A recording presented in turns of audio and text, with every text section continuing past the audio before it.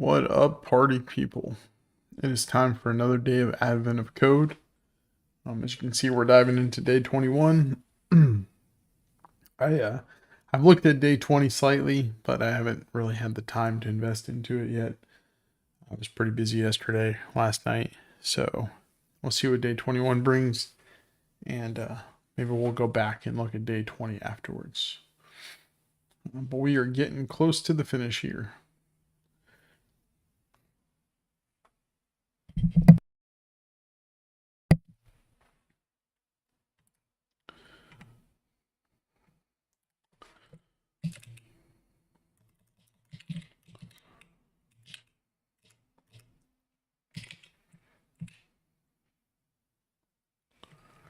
Just run that.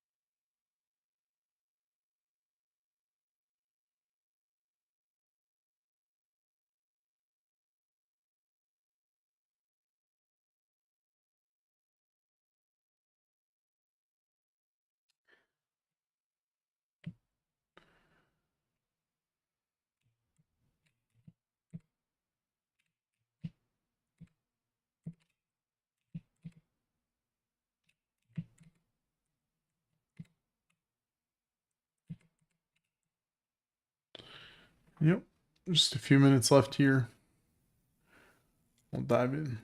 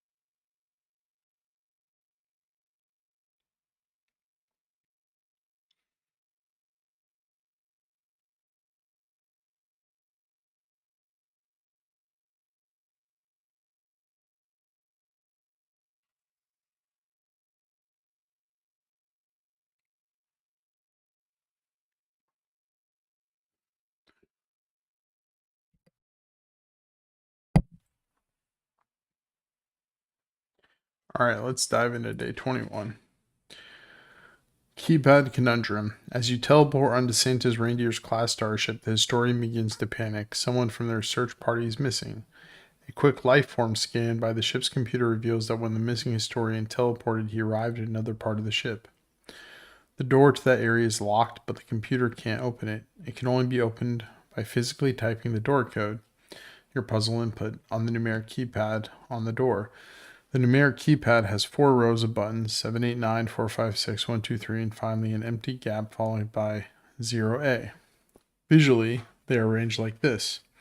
Fortunately, the area outside the door is currently depressurized and nobody can go near the door. A robot needs to be sent in instead. The robot has no problem navigating the ship and finding the numeric keypad, but it's not designed for button pushing. It can be told to push a specific button directly. Instead, it has a robotic arm that can be controlled remotely via a direction keypad. The directional keypad has 2 rows of buttons, a gap, up, A, activate on the first row, and left, down, right on the second row. Visually, they are arranged like this. Okay. When the robot arrives at the numeric keypad, its robotic arm is pointed at the A button in the bottom right corner. After that, this directional keypad remote control must be used to maneuver the robotic arm The up, down, left, right button cause it to move its arm one button in that direction, and the A button causes the robot to briefly move forward, pressing the button being aimed at by the robotic arm. For example, to make the robot type 029A on the numeric keypad, one sequence of inputs on the directional keypad you could use. Position 0, okay. Yep, yep, yep, yep. In total, there are 3 shortest possible sequences of button presses on this directional keypad that would cause the robot to type 029A. Okay, unfortunately, the area containing the directional keypad remote control is currently experiencing high levels of radiation, and nobody can go near it. A robot needs to be sent instead. When the robot arrives at the directional keypad, its robot arm is pointed at the A button in the upper right corner. After that, a second different directional keypad remote control is used to control the robot in the same way as the first robot, except that this one is typing on a directional keypad instead of a numeric keypad. I'm sorry. Okay, there are multiple shortest possible sequences of the directional keypad button presses that would cause the robot to tell the first robot to type 029A on the door. One such sequence is, I think this is what we just went over up here, right? 029A, 029A. Wait a second. Hold on.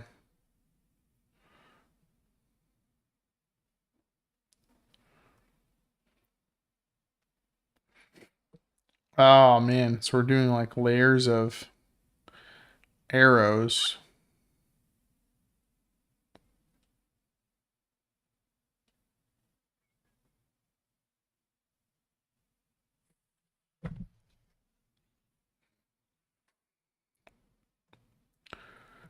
Yep, 2 directional keypads the robots are using, 1 numeric keypad on a door the robot is using. Were you to choose the sequence of button presses, here are all of the buttons that would be pressed on your directional keypad, the 2 robots' directional keypads, and the numeric keypad. Oh, okay. It is important to remember that these robots are not designed for button pushing. In particular, if a robot arm is ever aimed at a gap where no button is pressed on the keypad, even for an instant, the robot will panic unrecoverably, so don't do that. All robots will initially aim at the keypad's A key, whatever it is. To unlock the door, 5 codes will need to be typed on its numeric keypad. For example, okay.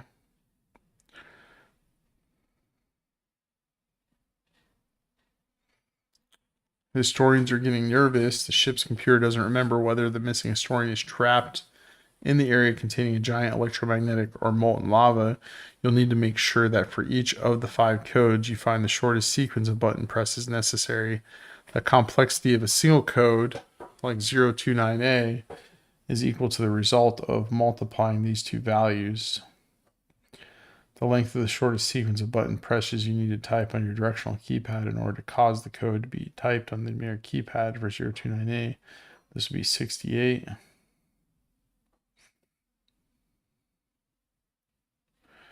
The numeric part of the code, ignoring leading zeros for 029A, this would be 29. In the above example, complexity of the 5 codes can be found by calculating 68 times 29, 60 times 980. Okay.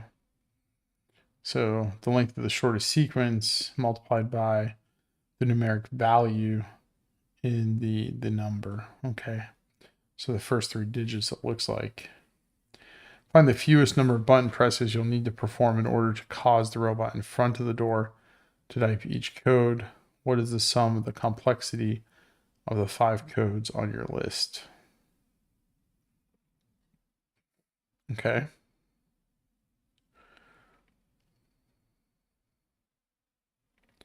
So we've got a number pad, and then we've got a robot with a directional pad and an activation button.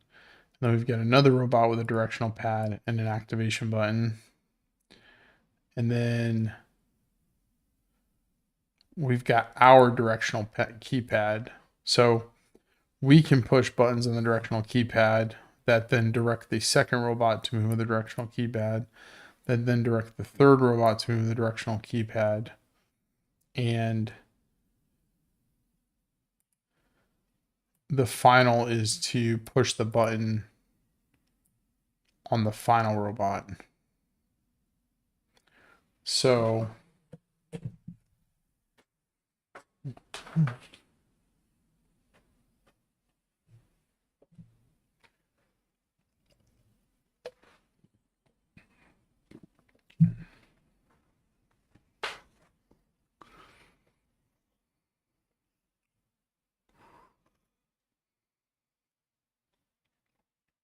how do we approach this problem?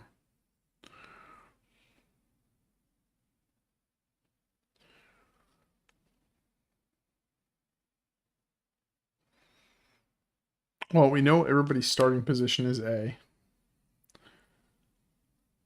And so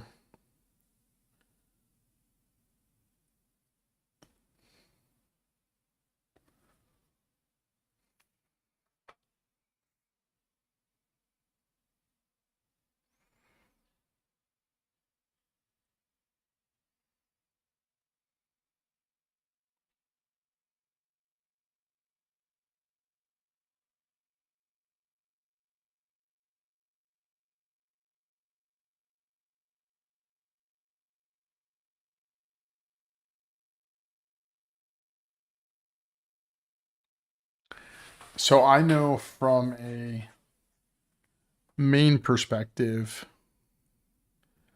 so from the keypad that I have, I don't have to indicate directions, right? Let's see.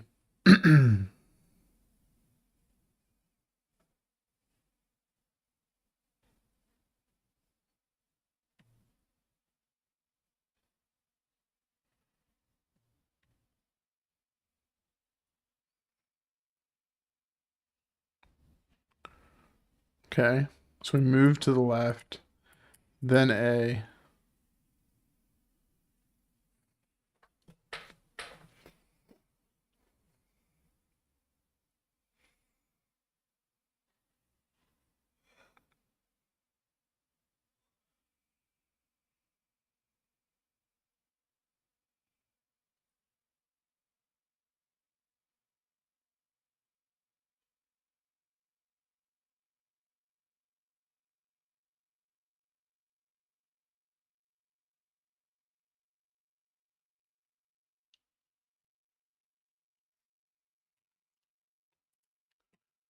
Okay.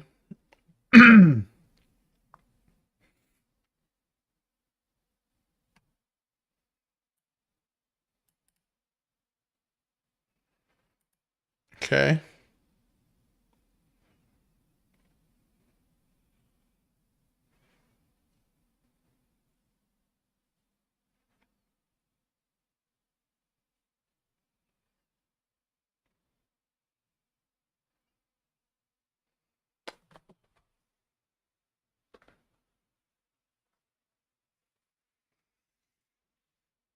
So if I know where my bottom layer is,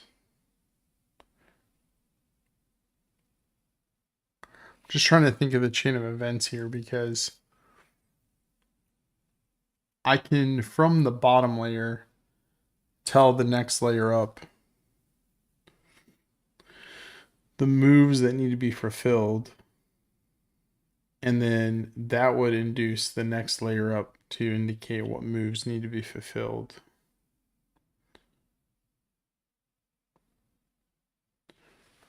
Because I'm essentially controlling a numpad that's controlling a pad that's controlling a pad.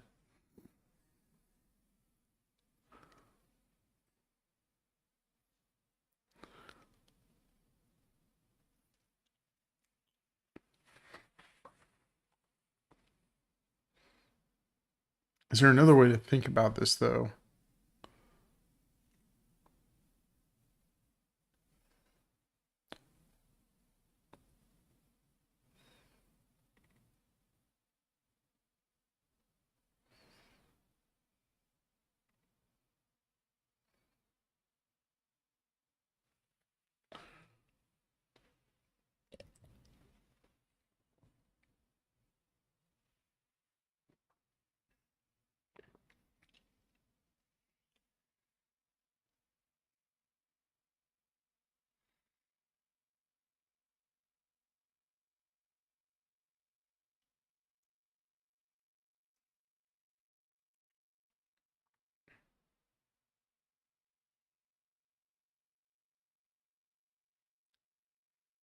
Hmm.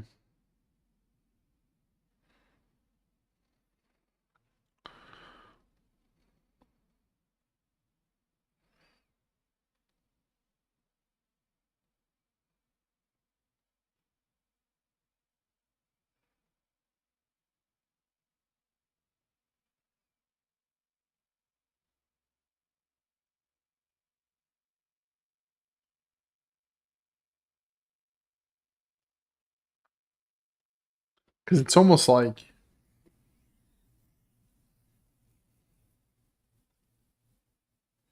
instead I think of it in verse. Instead of looking at it from I've got the numpad.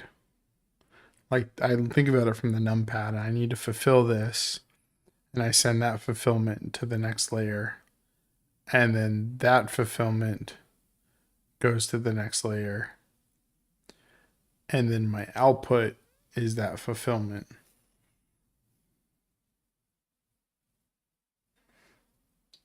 Is there an issue with shortest path though?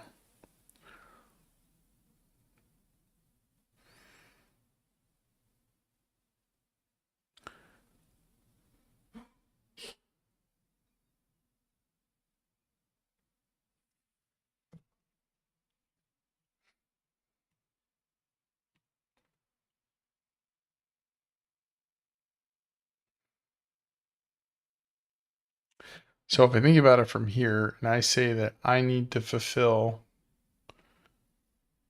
a, we're on A, that's where we start, and I say I need to fulfill a move to 0, boom, then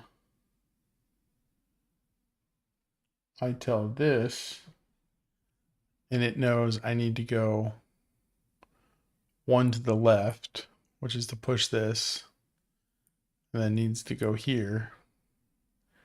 And then that tells the layer above it that we need to move our pointer here and then here. But is this just maths?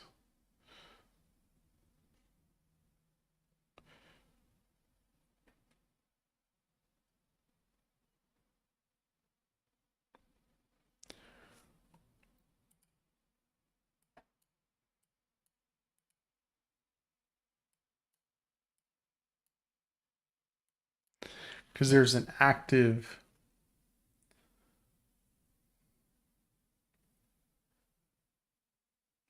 okay, so it's left down A, and then we actually have a here. Let me see how this works. When the robot arrives at the numeric pad, you run pointing the A button in the bottom right corner. After that, this directional keypad or remote control must be used to maneuver the robotic arm, the up, down, left, right. It causes it to move its arm one button in that direction. Okay, so it's moving in that direction. It stays there. And if we're already satisfied, if we're already moving it left, then we can hit the A button again. Okay.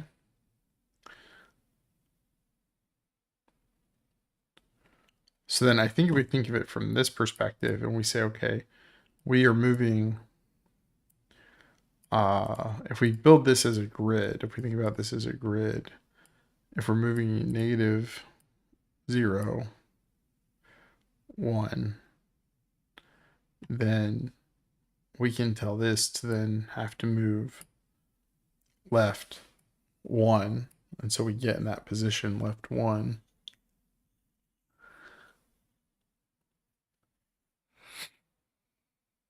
And then,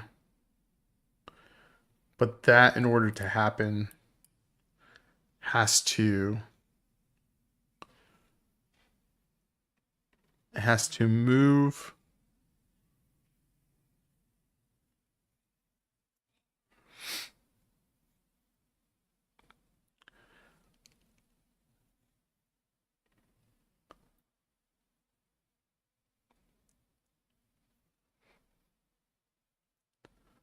left down A.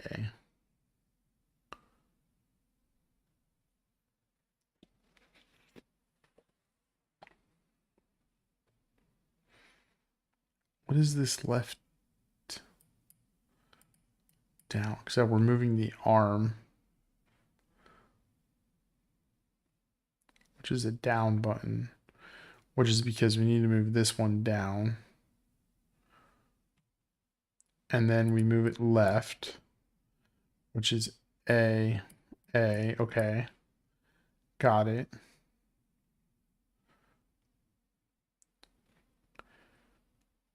And then we move right up. Right up.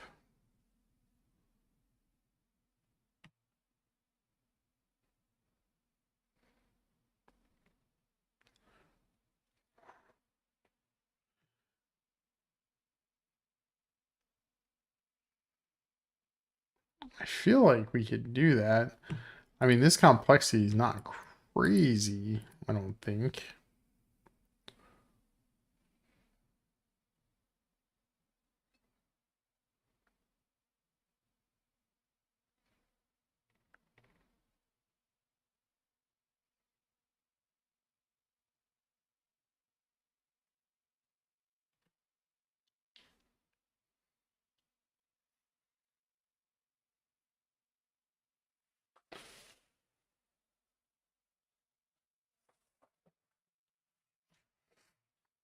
Okay.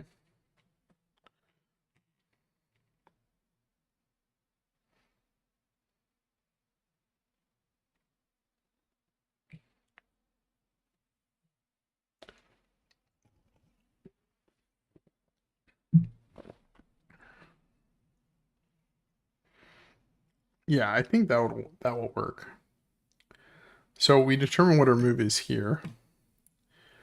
And then we tell this that we need to make these moves. And we build a system that takes these moves and says, okay, to satisfy the moves, we need to make these adjustments on this board. And then we send that to the next layer. And then that produces our final output. Right? So how do we do that?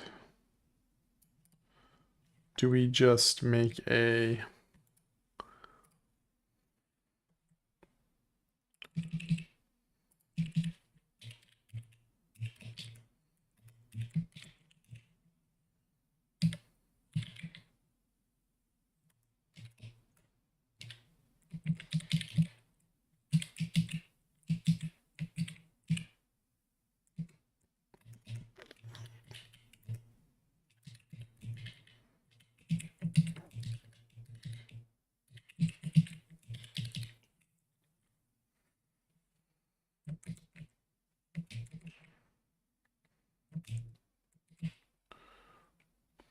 so is that like 789?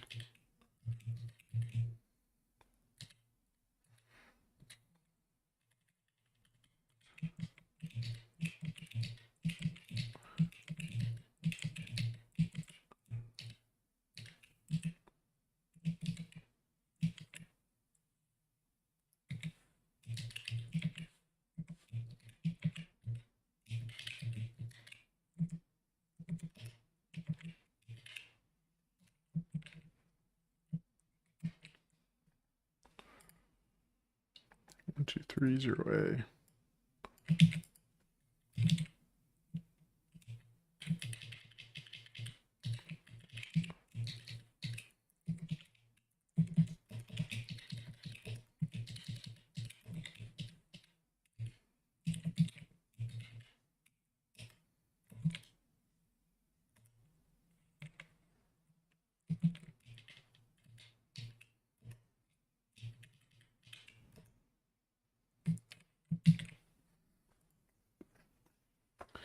Something like that.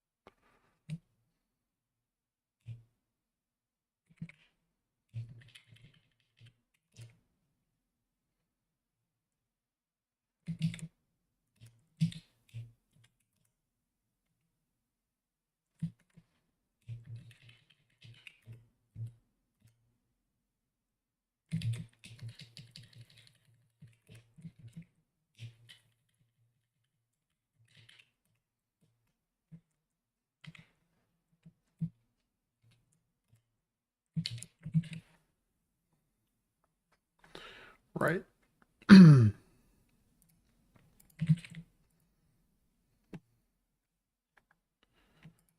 So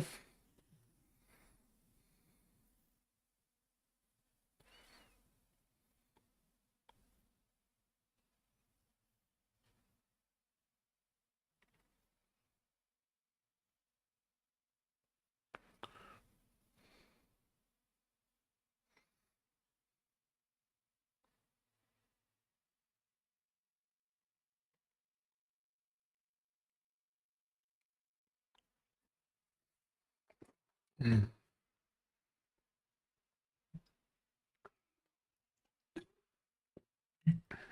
don't think I can go in this empty gap.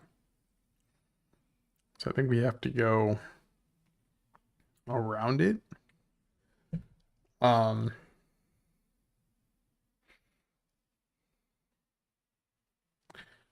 yeah, so if we just go with this and we say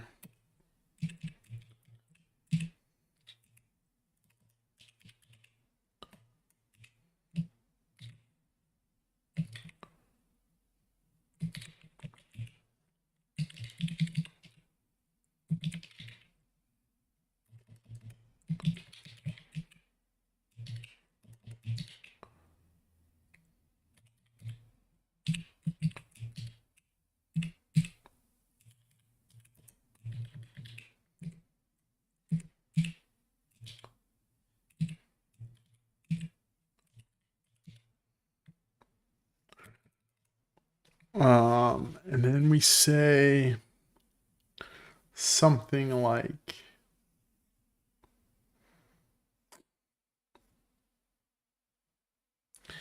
I want to do like a func.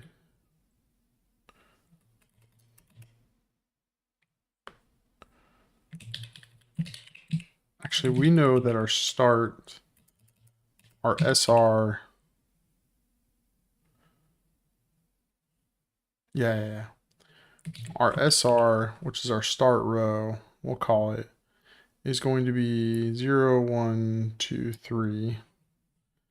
And our start column is going to be 0, 1, 2. So we'll go with that. And then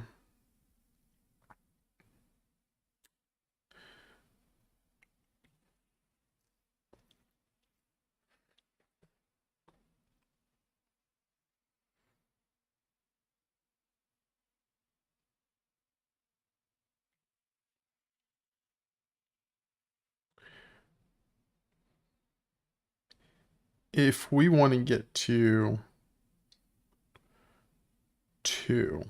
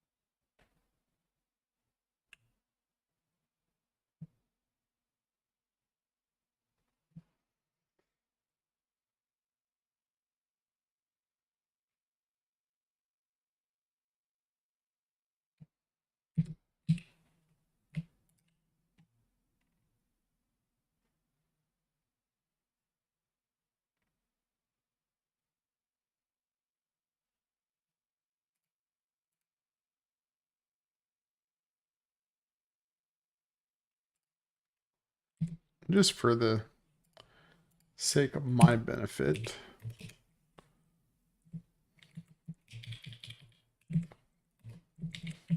we're going to do that.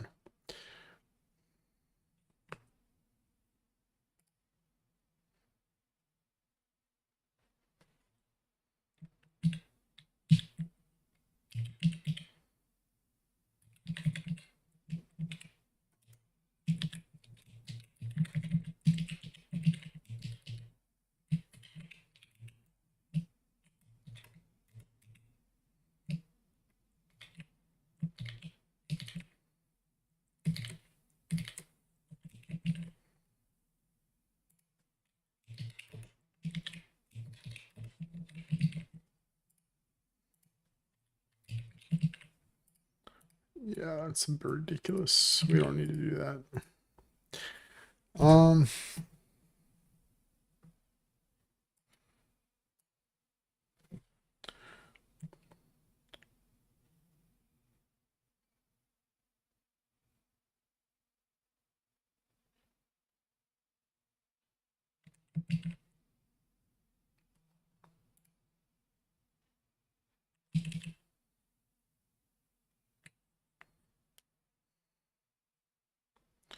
So now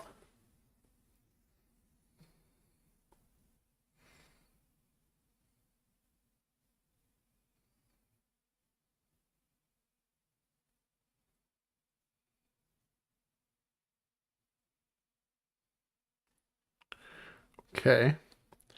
So now I need this path to be followed by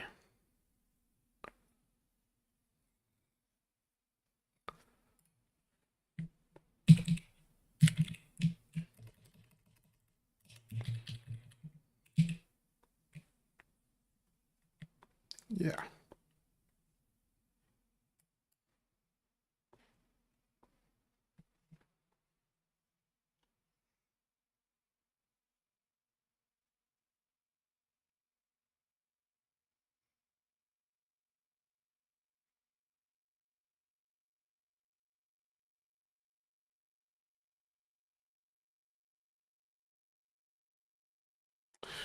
So in order to do that,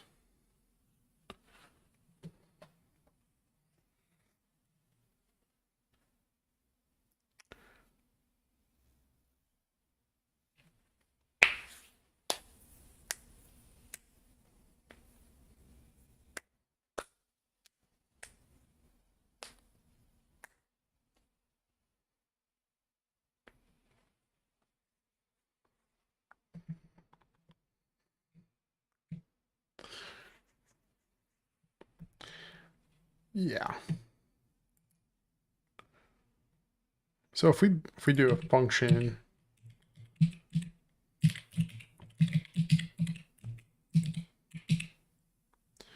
call it move,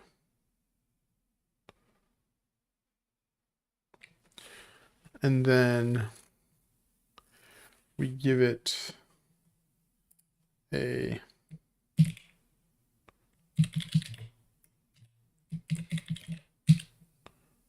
grid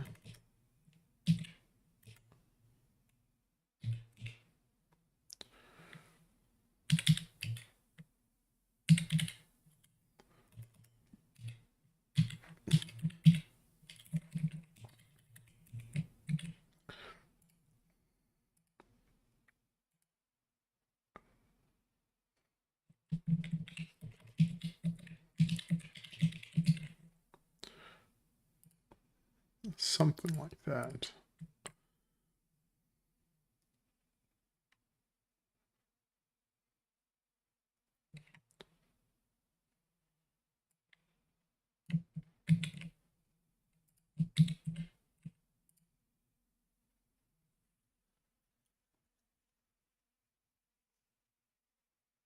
Seems a bit ridiculous now that I'm looking at it to just put this into a function, but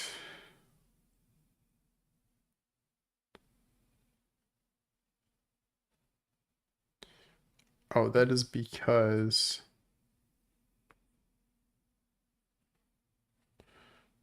I'm not.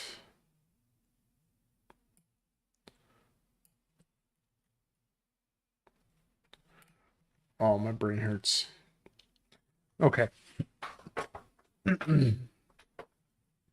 We have a numpad that we have established a path that needs to be moved that will get us from where we are to, which is over the A, to the 2. That's what this path is. So now we need to be able to pass this path to another grid So if I call move and I pass in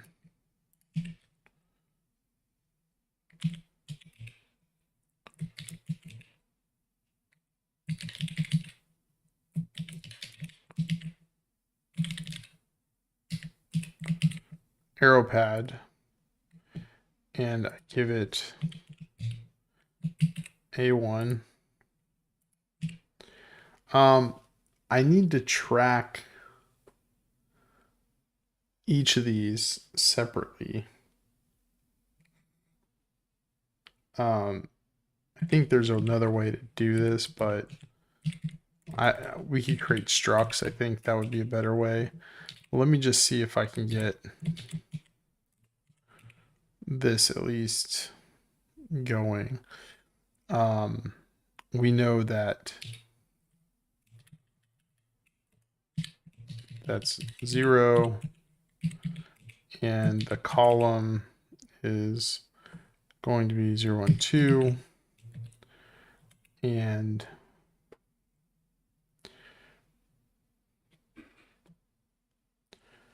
the destination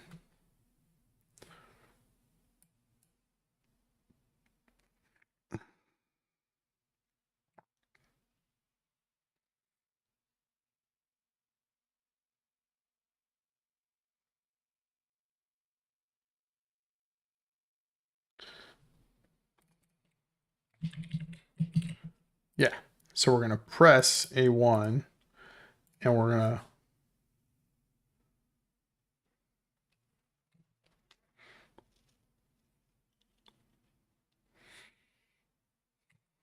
sequence A1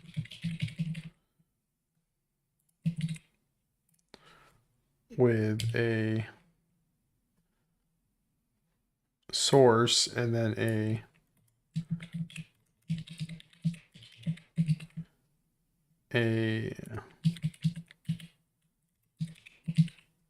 set of destinations.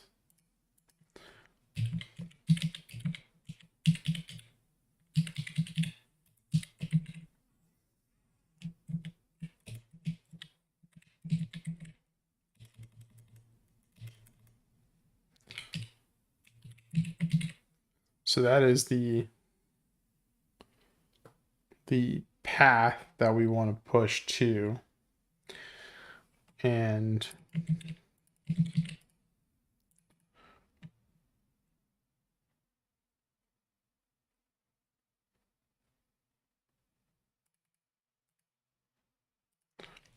these are type ints. So there we go. The problem is I need to track these, but I'm not gonna quite get there yet. So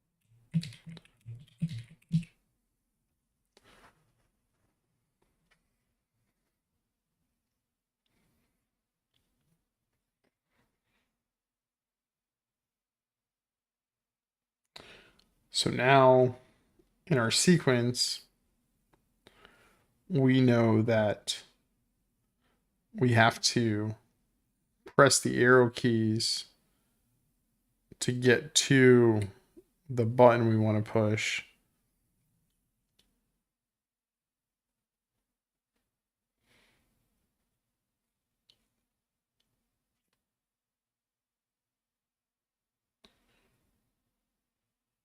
And then we press activate. So for each of those destinations,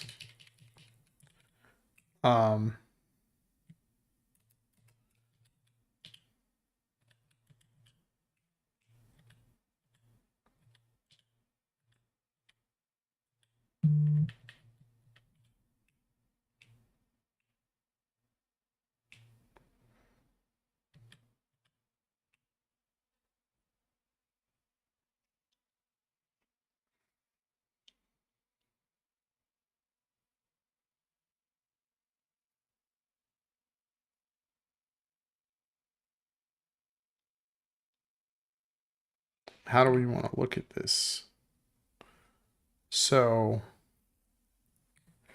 oh, my brain is melting.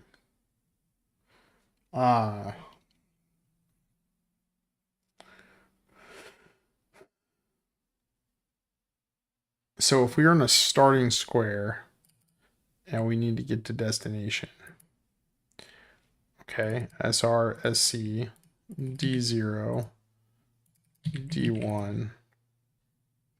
But D0 and D1 are, those are the, this is not the destination. This is the path that we want to walk with the other one. And that means that we are actually here and here. But if we want to go on a path between two values, we actually want to look at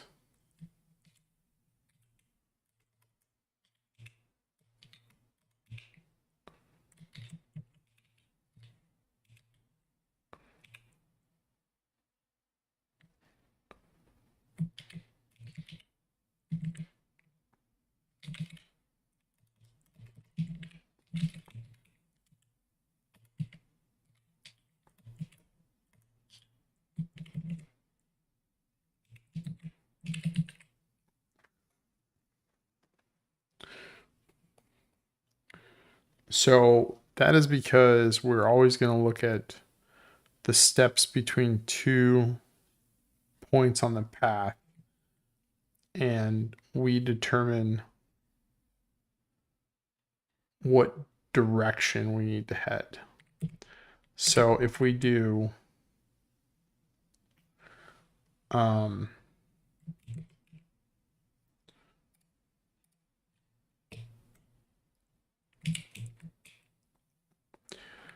so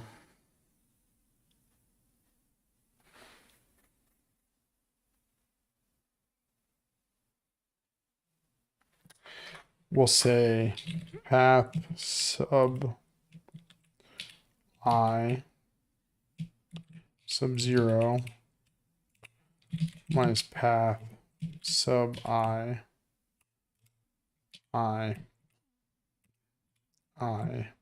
plus 1 .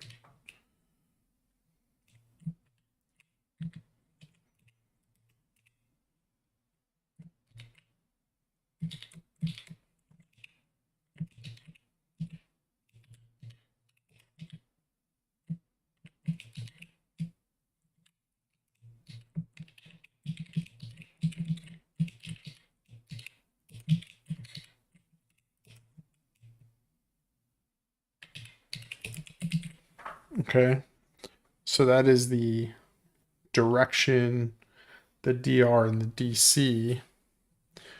And so let me give a DM, like a direction map, and we'll give that a map of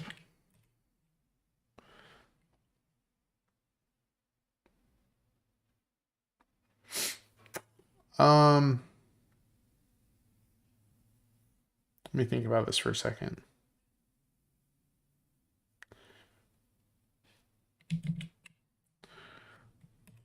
I suppose we could just be a string to a string, and this will be something like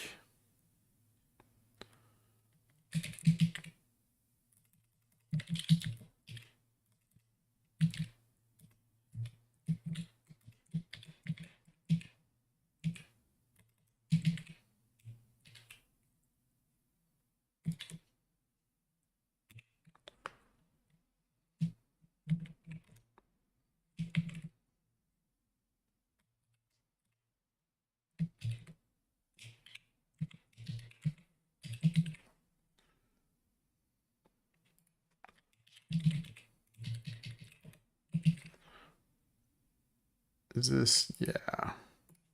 So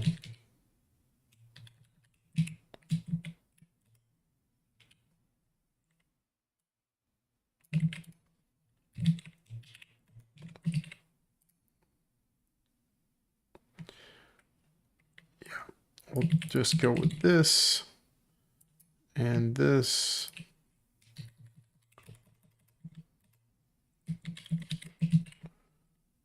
And this.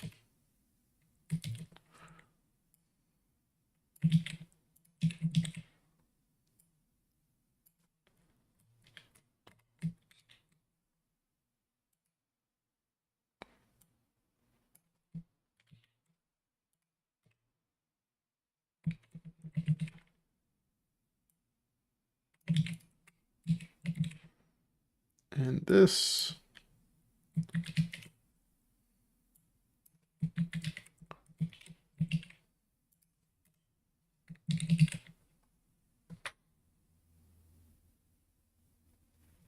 Command to format the line. What do you mean?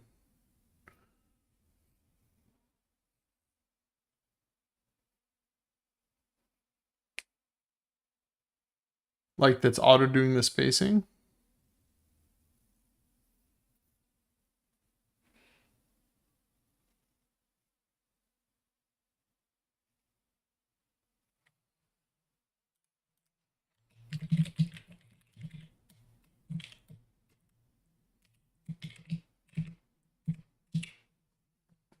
So I'm using VS Code. I don't know if this is what you're referring to, entropy, but I'm using VS Code and with GoFump that is doing some auto formatting for me. So like when I type some things out, like if I save this, just by saving, I just do a Command S, and GoFump will auto correct the spacing for me, which is really nice. The nice thing about Go is just the opinionated approach to things. So I am just literally Command S'ing, and as I save, it reformats the file. It kind of gives me that nice formatting here. Okay, so all of that is set. So now,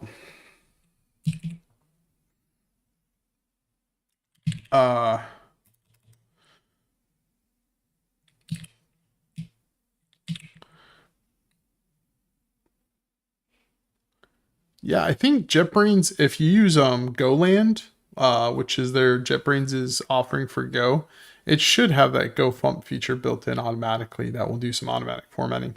I will say the nice thing about Go is that because it's very opinionated with its syntax, GoFump does a lot of that formatting for you, and you end up with nicer constructed code maybe, although I really wouldn't say Go is terse by any means, but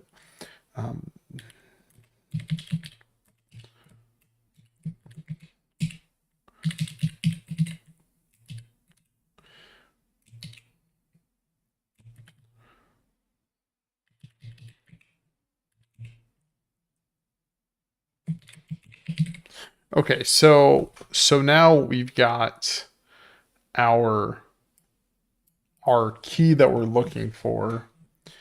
And so we're gonna get rid of this. Get rid of this. I'm kind of cheating a little bit with this, but that's okay. And then we can get our D as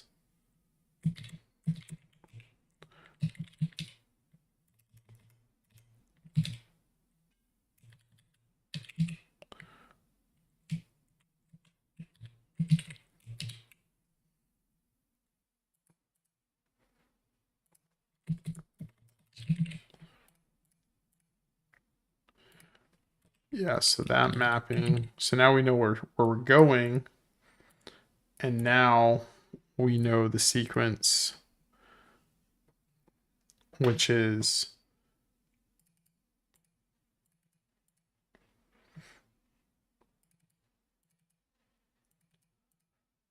this.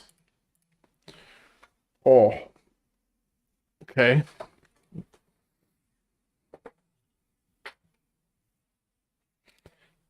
Which will be this. And then I don't know if I'm crazy here, if this is the right path or not. I feel like this is going to be a little crazy, but it might work. course, I've done a lot of the challenges up to this point on it might work. So we're going to get the path from the starting position in the sequence to our destination. We have to return a path, but we can't just go there, because once we move it, we also have to press the activate button. Now on the first layer, that's just pressing the activate button as the destination. So it's not actually a separate sequence of moves. On the next layer, we'll have to path to it. And I'm trying to figure out if I build that into this function or not, or if it will just work, because it's part of my destinations in my path, right? So right now we're saying, hey, from the starting position, move to this location and then press this button. And then we have to always press the activate button. So we are arrowing the key on the numpad to a location, and then we get the pointer there, and then we have to hit activate to press, right? So P is always going to, we're always going to append the position of the activate, which is 0, 2.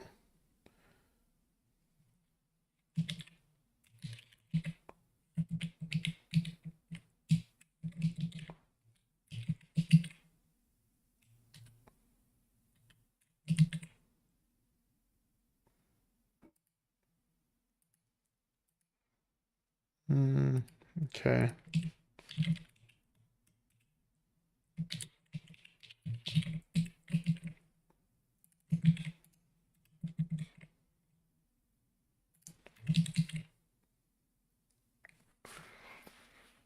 Okay. So now we're getting somewhere. I think we're getting somewhere.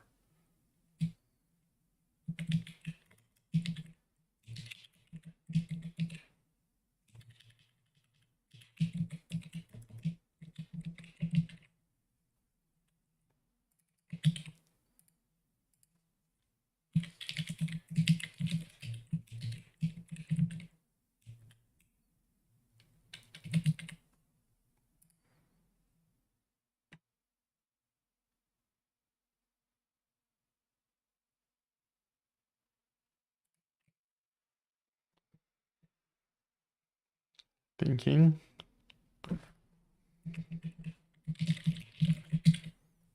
Okay, maybe.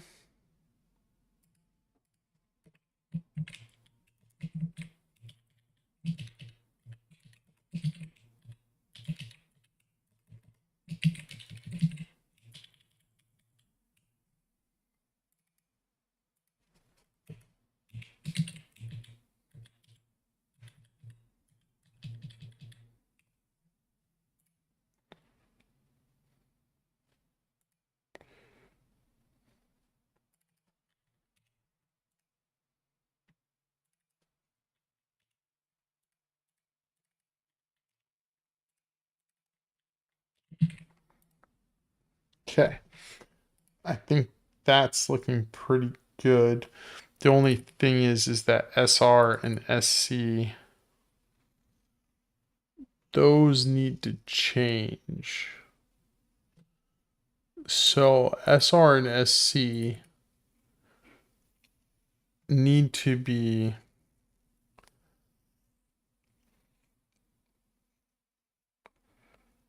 the location. So if we're going to one number is fine, but if we're going to multiple numbers, then we have to set SC equal to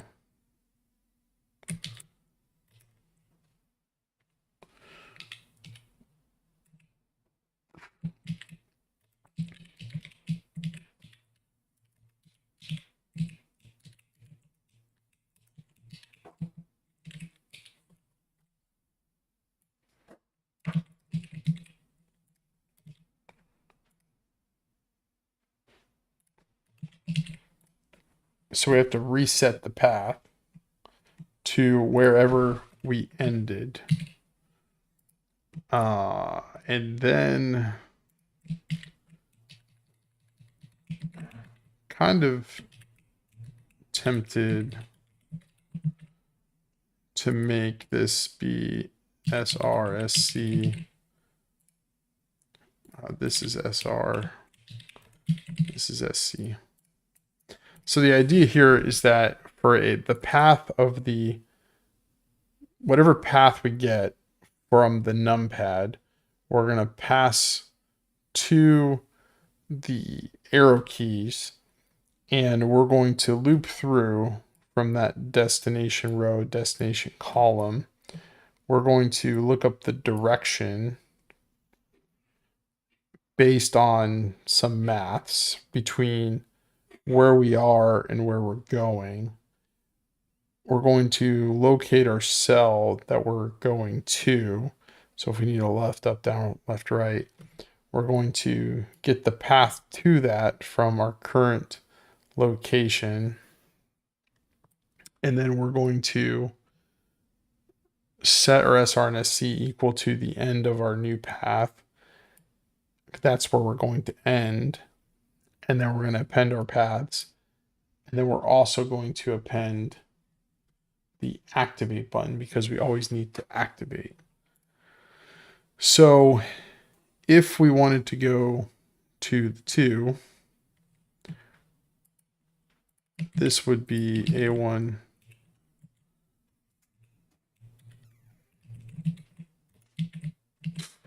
and then what comes out of here is the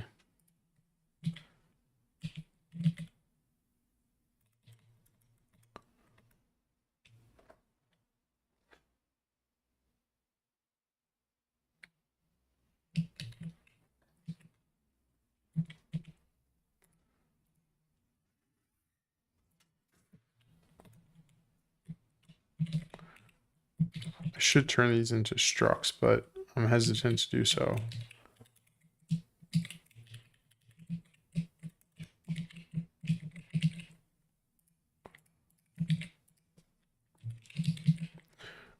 Okay, so that is my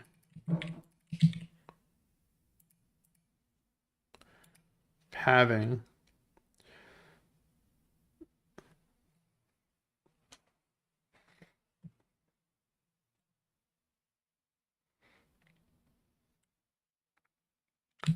So now there's another layer. We'll call it A2.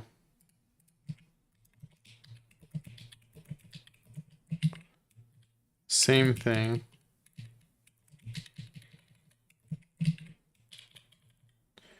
But this is going to get my A1 path passed into it.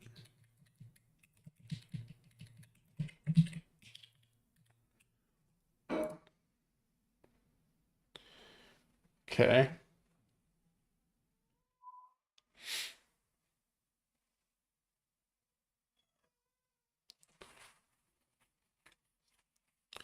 So now if I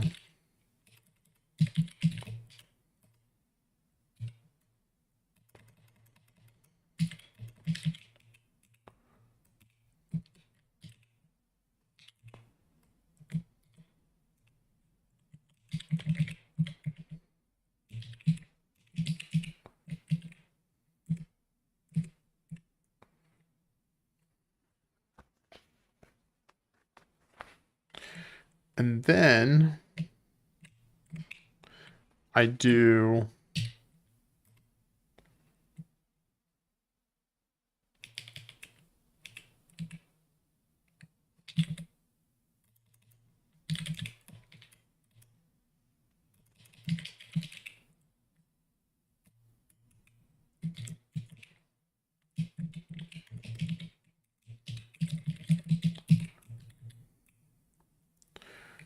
and we do something like final equal to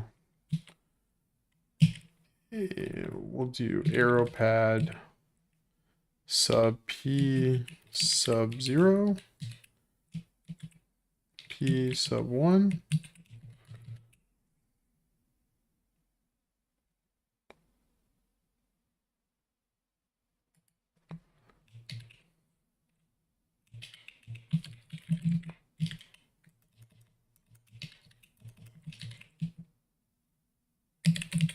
something like that. And then we'll do length of final just for now. And then we'll do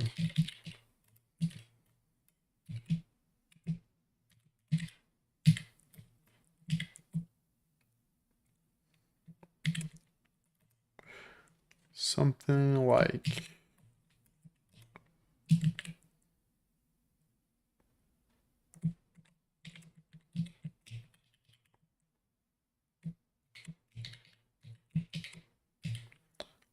and that.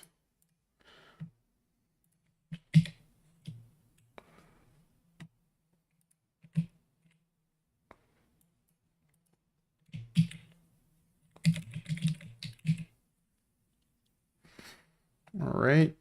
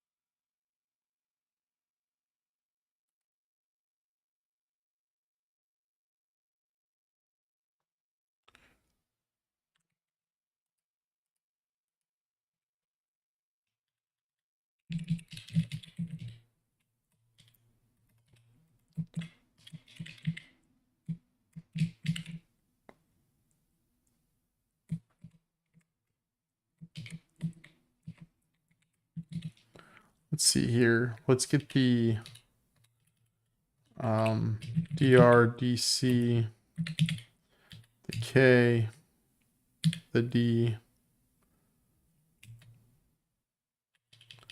Let's do %D, %B, %S. See what that produces right before the error.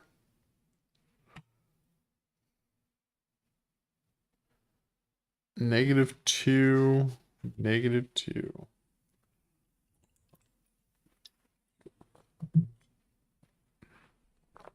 Well, that would be because we don't have a direction of -2, -2. So why is that?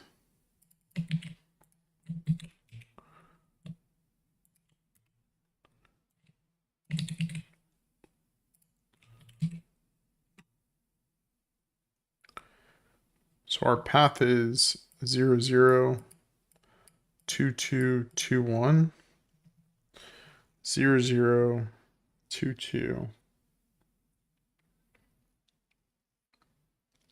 2, 1.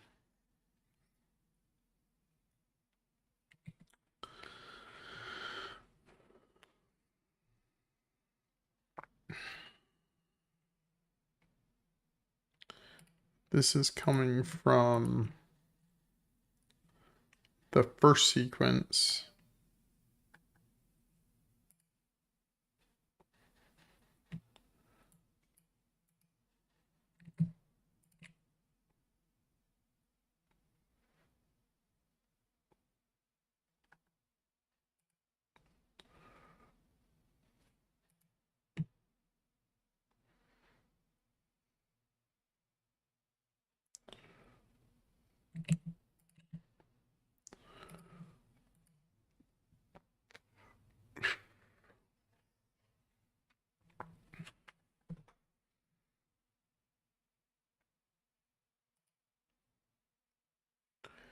Where did I get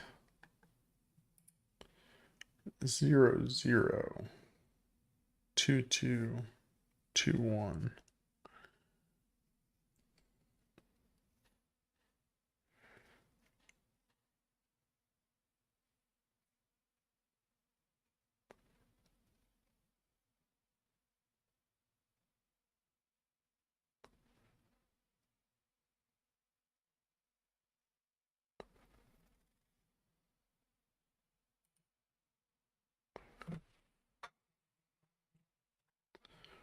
I don't think that's the problem. It's the first call into sequence that gives me my path.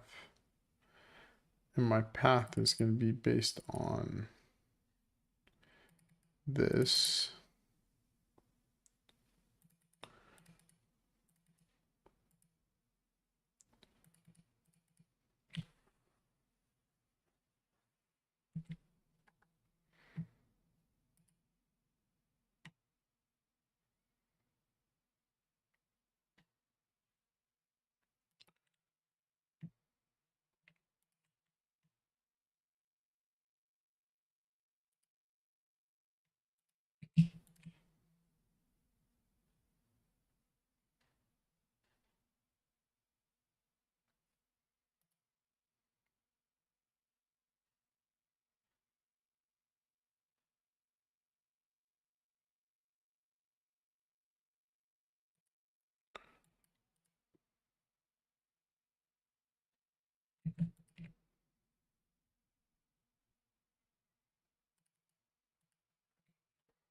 Hmm.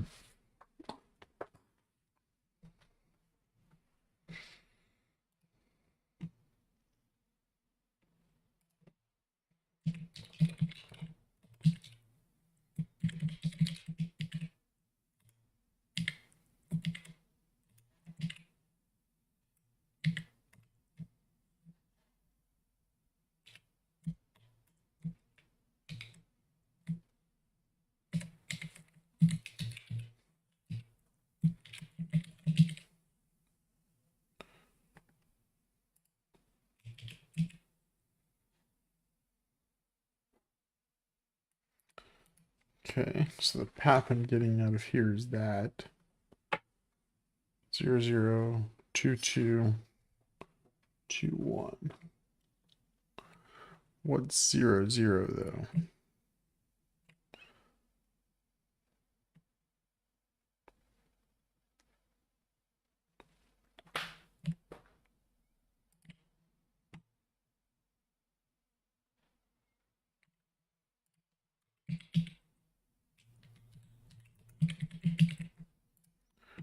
That's better.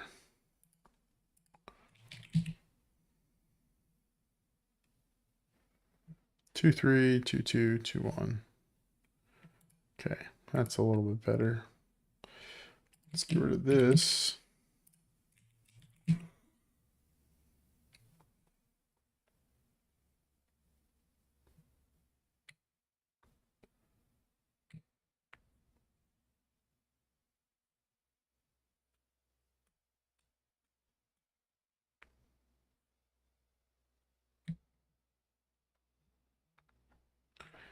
Yeah, as it would.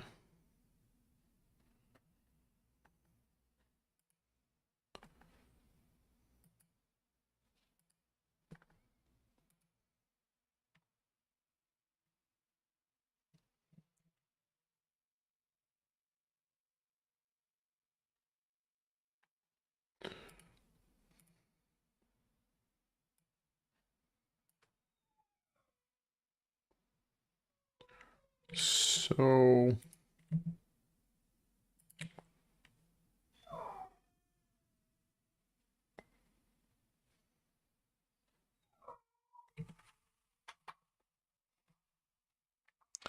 index out of range,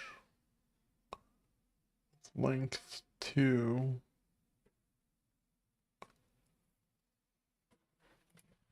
It's failing here.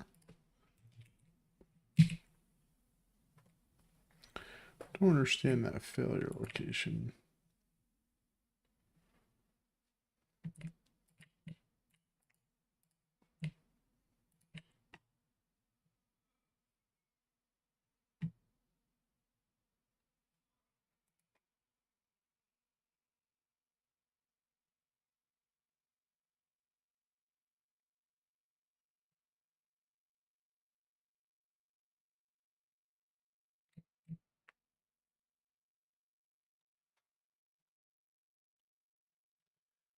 Okay, so then that means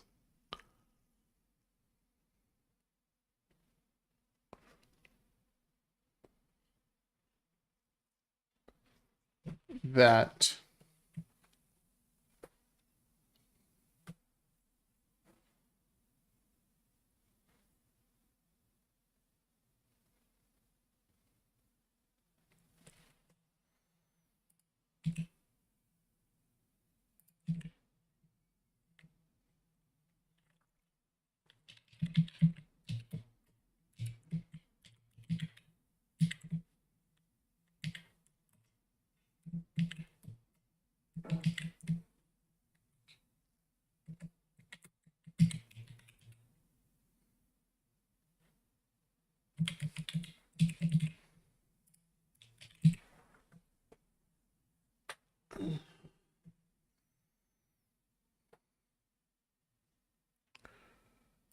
two three two two two one 0202.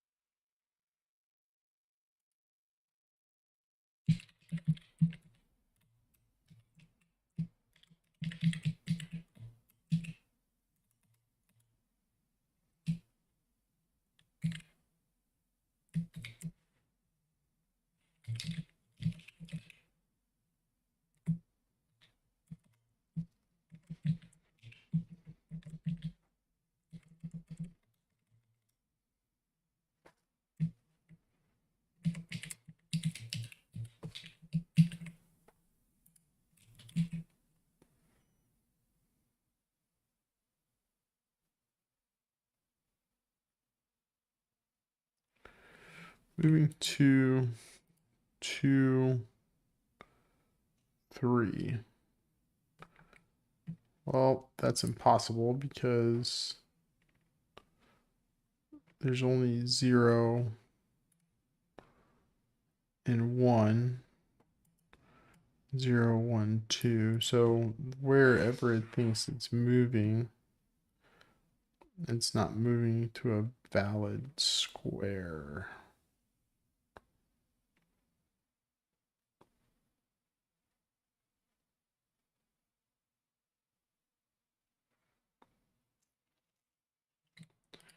So why would it not be?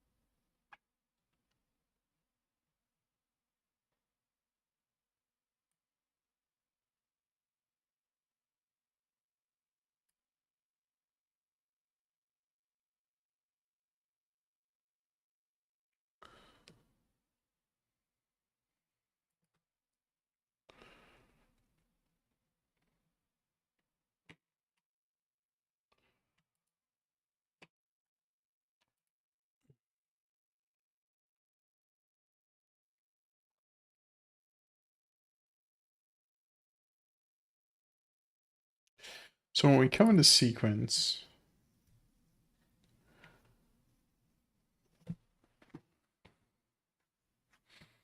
okay, so we know that this path is wrong. So coming out of A1,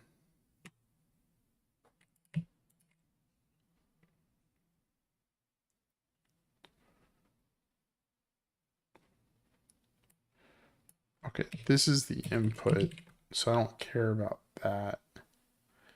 And N,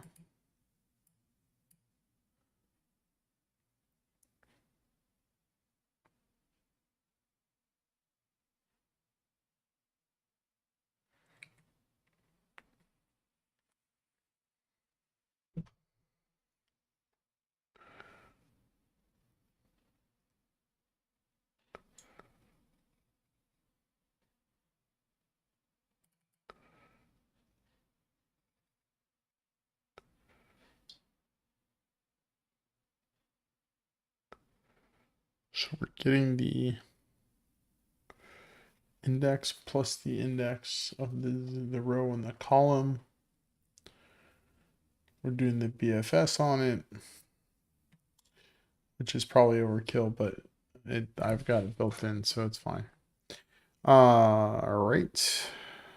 So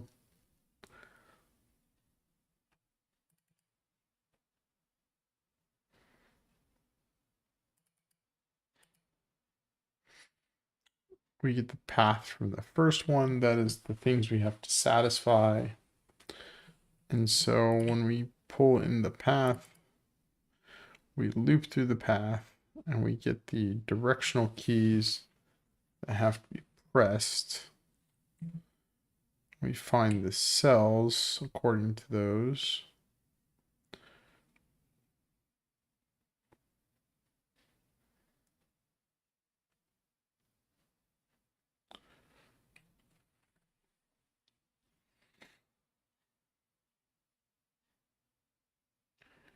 And that gives us our directional keys.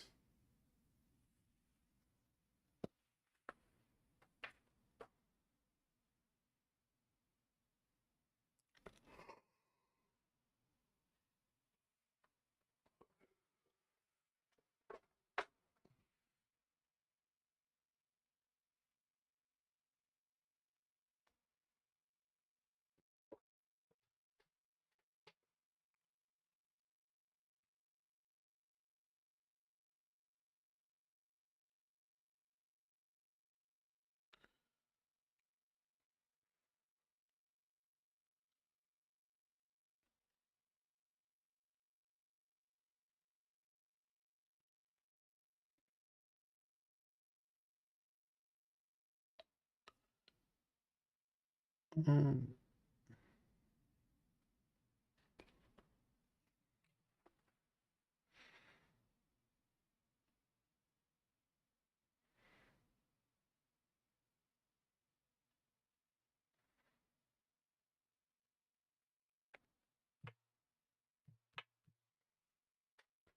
think what we're missing here is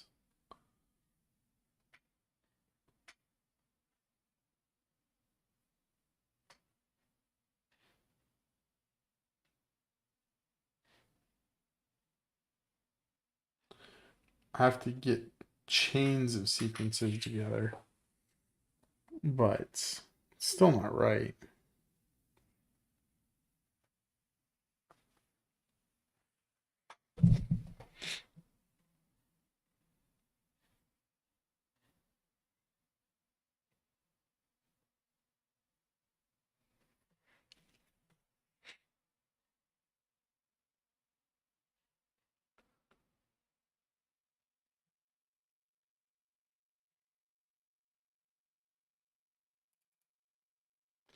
The reason it has to be a chain of sequence is because after positioning it, I still have to hit the activate. And unless I delineate that, that's not going to work. But still, why is this giving me 2, 3, 2, 2, 2, 1, 0, 2? That doesn't make sense.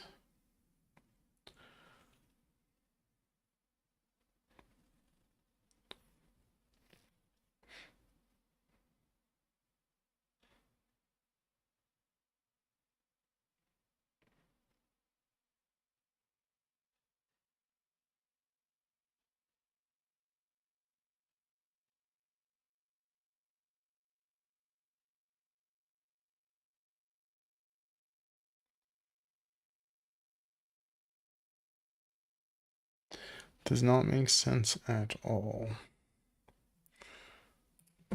We'll call this A2 path. Just see how that changes.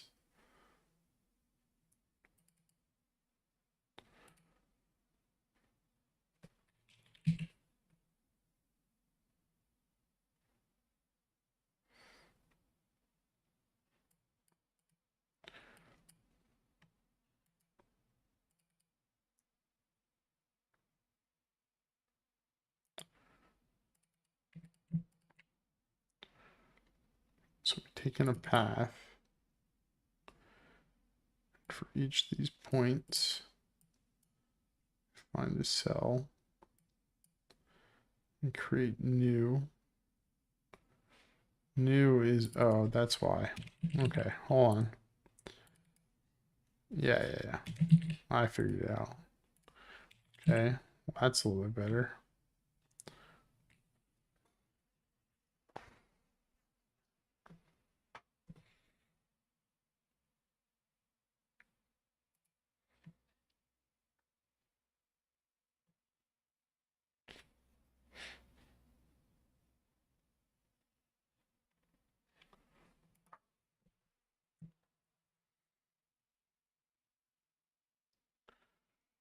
Fixed one problem.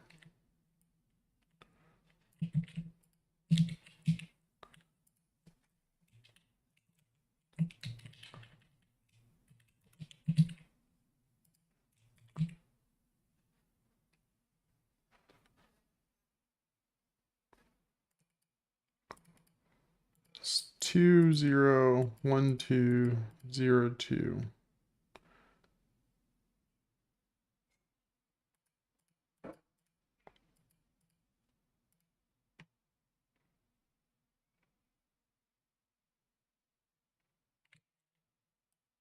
It's already not right.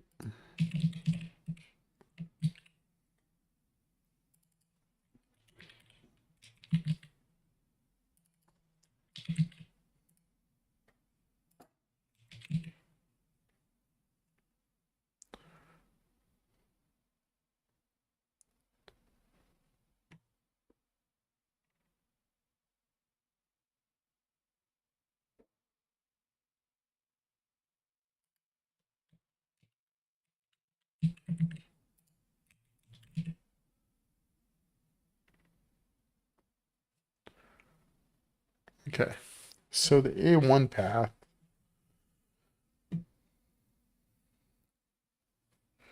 why is this translating to 20? Let's start there. Our A1 path should not be 20. Our A1 path should be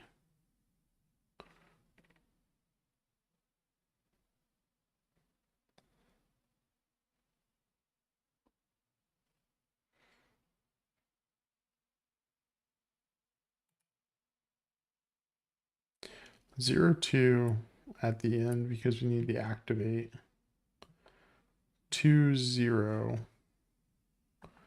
So the problem is for the arrow key, we don't have a 20.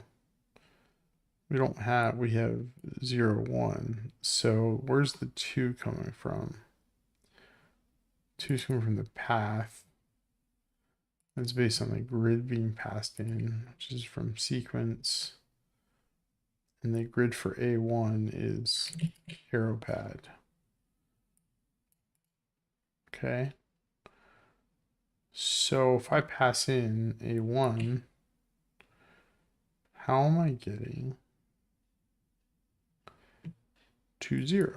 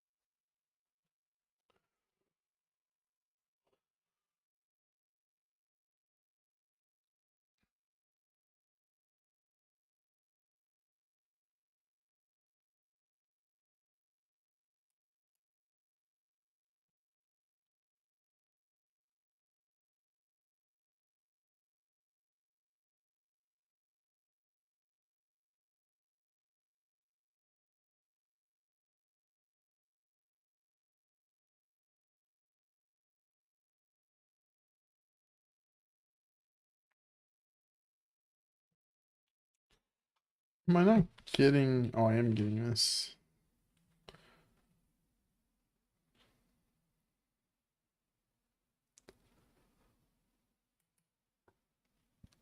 So I'm getting 0, 1, right, 1, 2.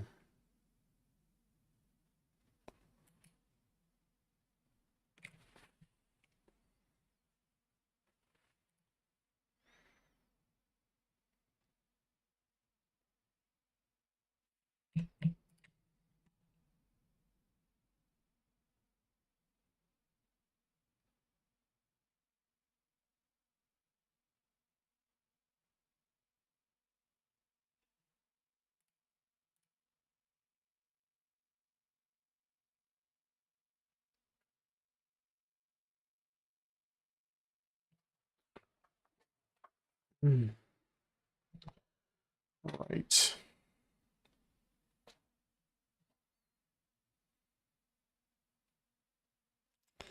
So the cell location is 1, 2. So that is, if we look at our numpad, that is 1, 0, 1, 2. And so we're saying we want to go right. But that doesn't make sense. Because the first move on the first layer, if we want to go to 2, we actually need to go left.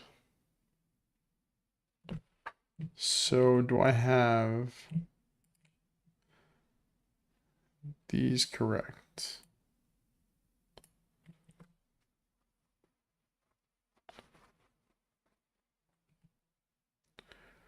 My direction is 0, 1, which is a right.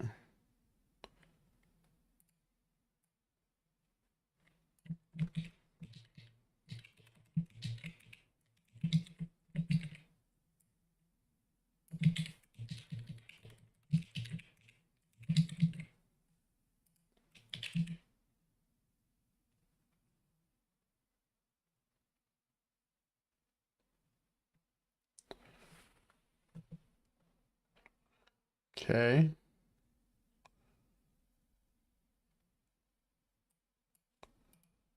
Ah, okay. I know where the 2, 0 is coming from now. 2, 0.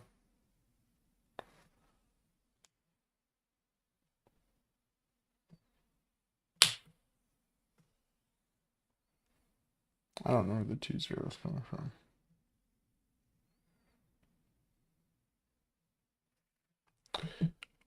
Wait a second, I might.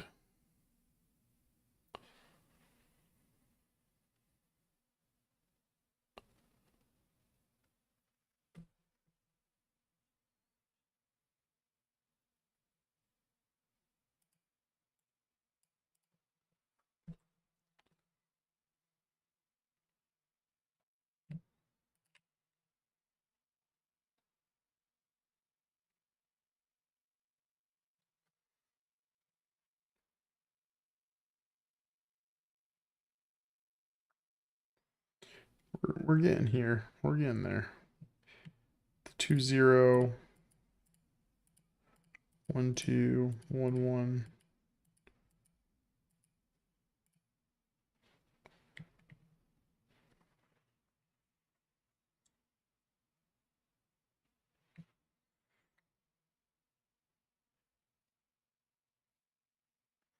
So that is left. Okay.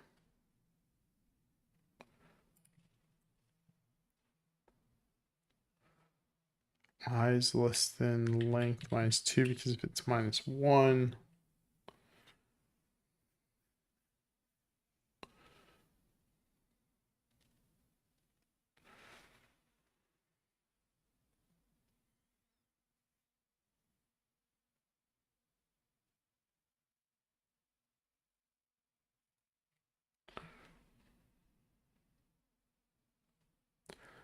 So this is the direction we find the cell, which is D,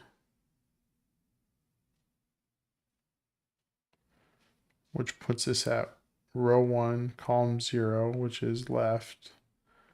Okay. Now we're coming from the source row and the source column, which is 0, 2.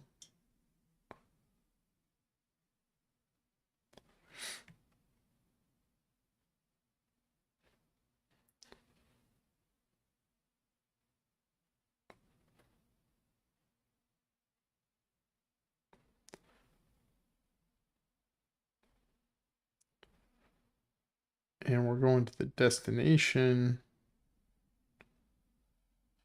which is 10.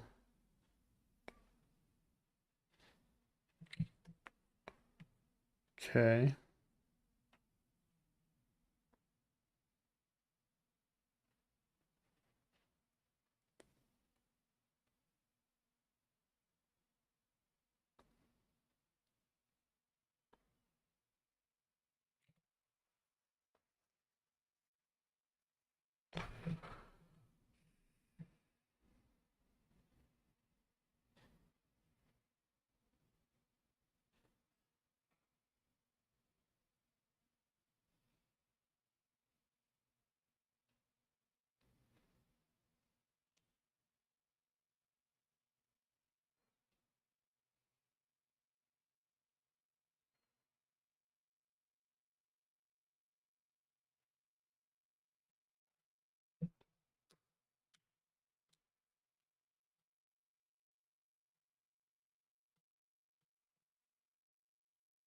Let's deal with 20.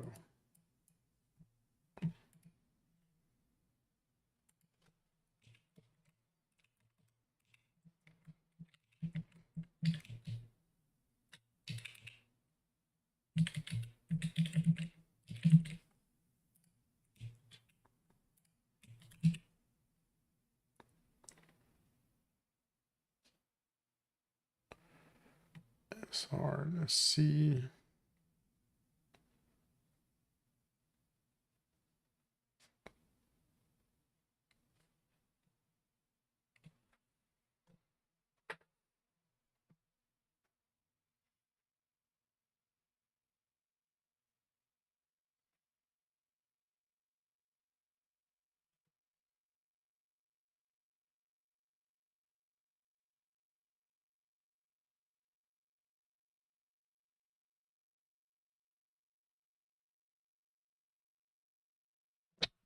Okay.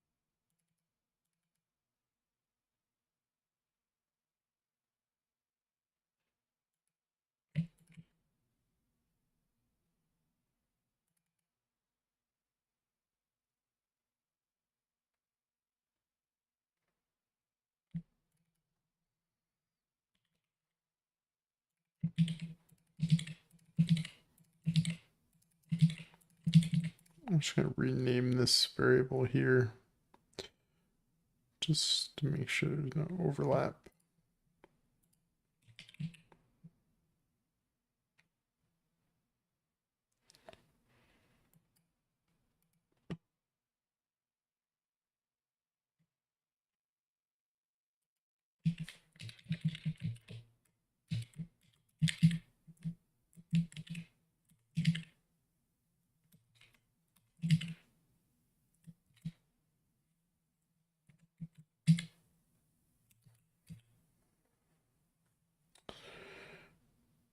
And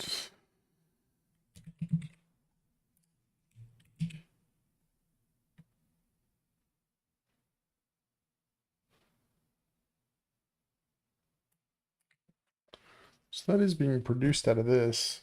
So that 20,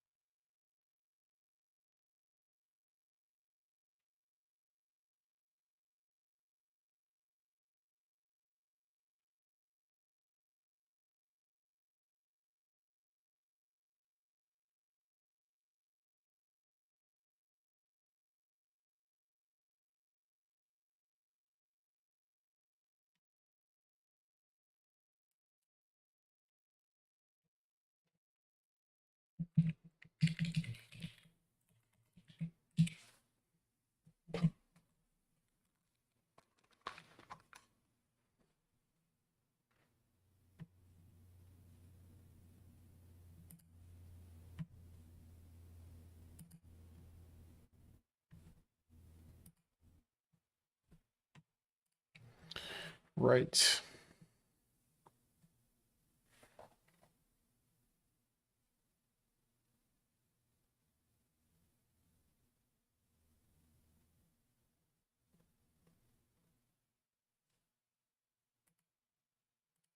So why would my BFS be returning 2-0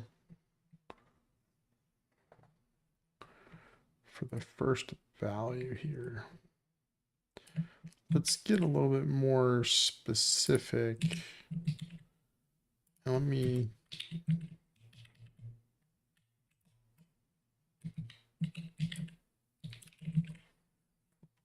print that out.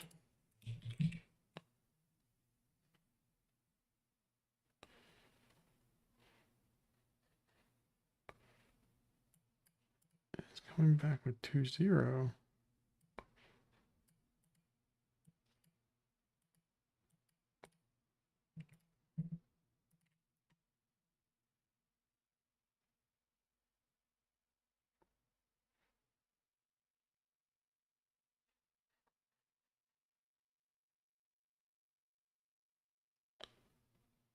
Okay. Fair. But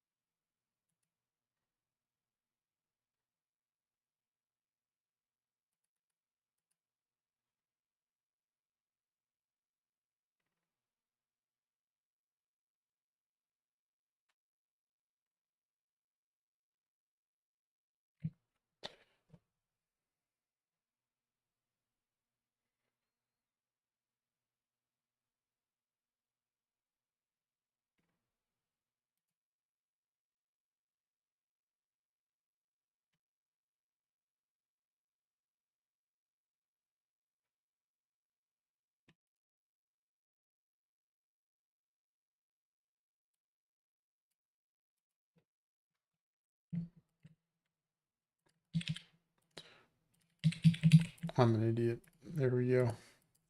Yeah, I'm not an idiot. I just make some logical mistakes.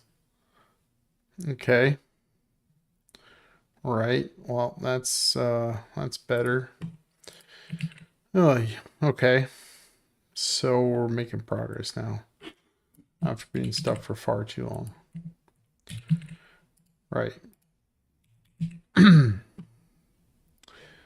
So now we've got a sequence here.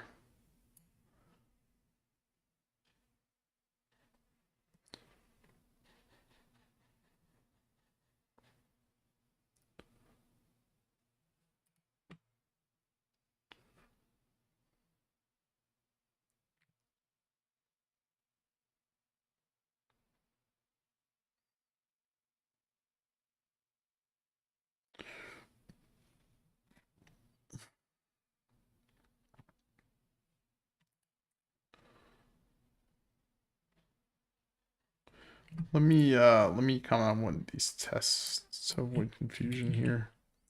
So it's not running twice. It's only running once. Okay, so my end of my sequence is A, right, down, left, A. Okay, that's interesting. Interesting indeed.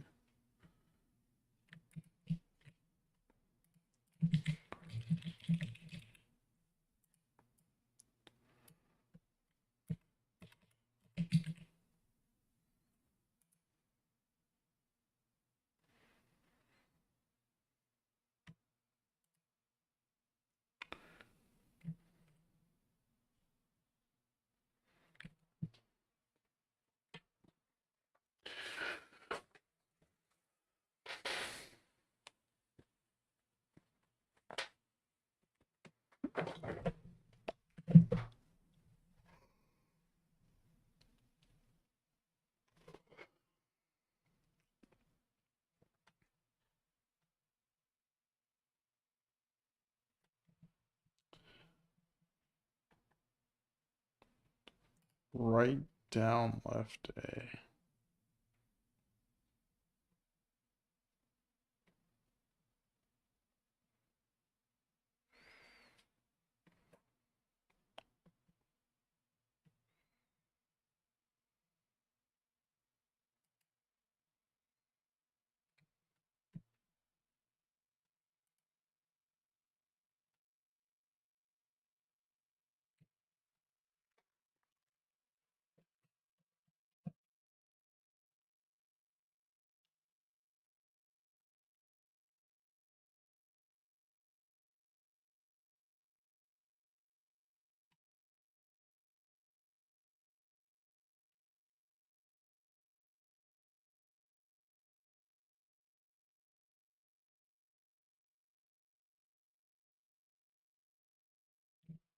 Okay. So let's switch up what we're doing here to 0. We're going to initially find 0. How does that change our answer? Breaks it entirely. Yay. Okay. Well, is 0 in our numpad? It is.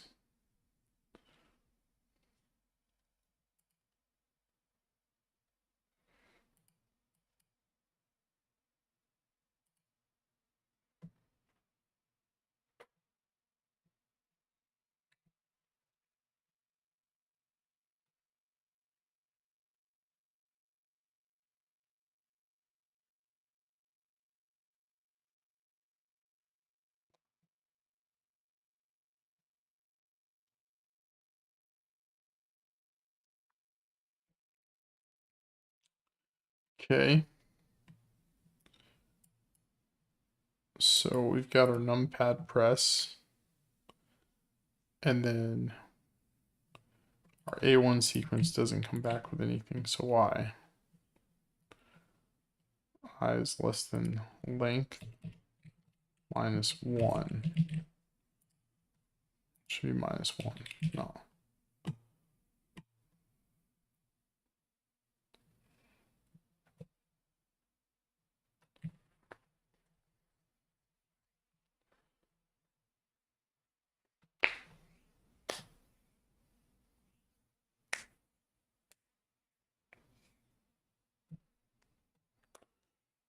Index out of range 0 with length 0.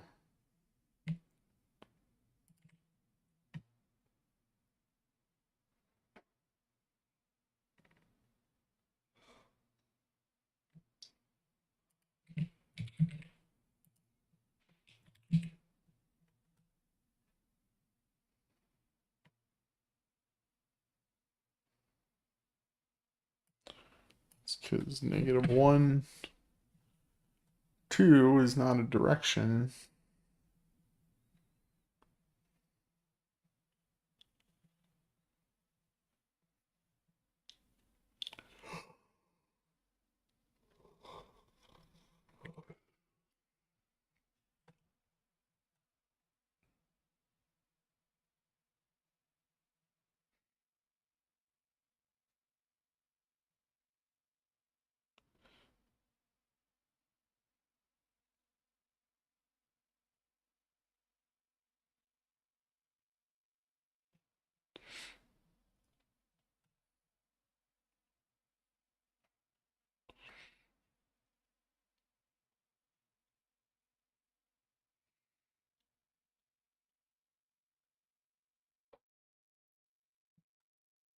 Okay.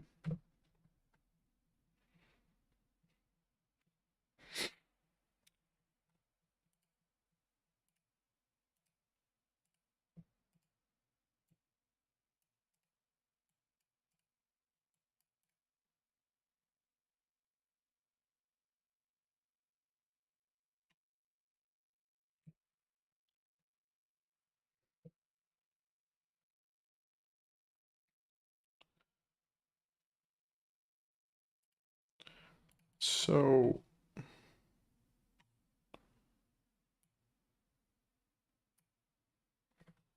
is this math wrong? So every direction in my list should be off by 1. Except we have 1 to 0, so that's the problem. And this is, okay, so that is the issue. So the problem is that this appenditure here of 0, 2 is a multi leap path. And the reason, because on the bottom layer, that is the activation button that is pressed independently of the other buttons. But on the second layer, you have to path back to it from your location. So meaning that we have to walk back to it. We have to make a move to 0, 2 as a destination from wherever the starting position is, or wherever the current position is. So just appending this as a move is not going to work, because we were seeing this just as like a kind of like a flippant thing on the path, but really it needs to be like its distinct move. And so I think really the answer is this. And as crazy as it might sound,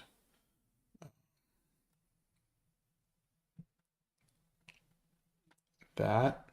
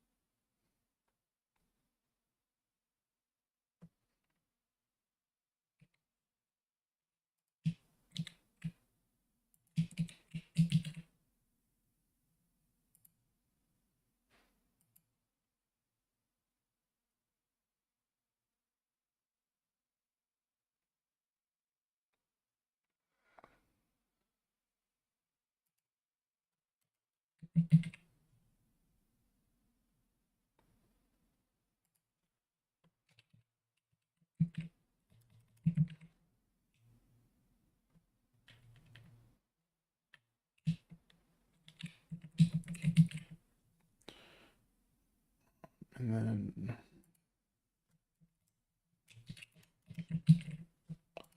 something like that.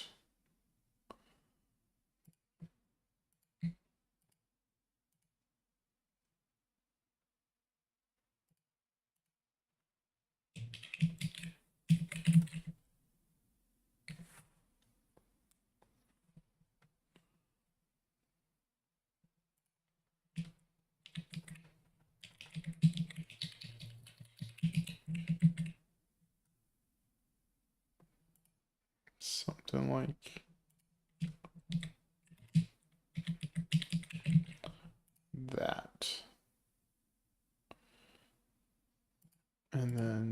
this becomes that.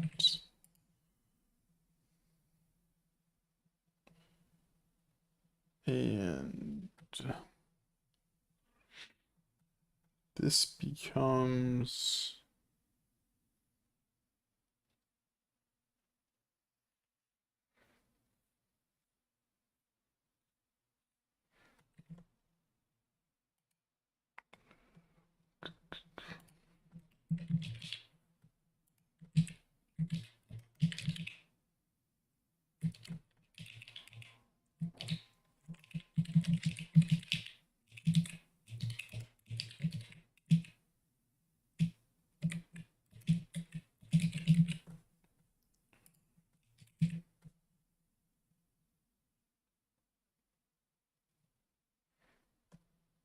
okay.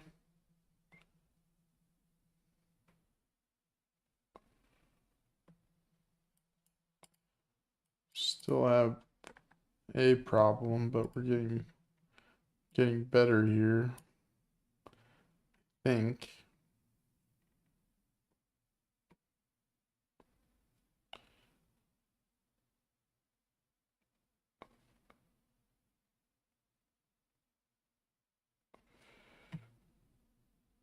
So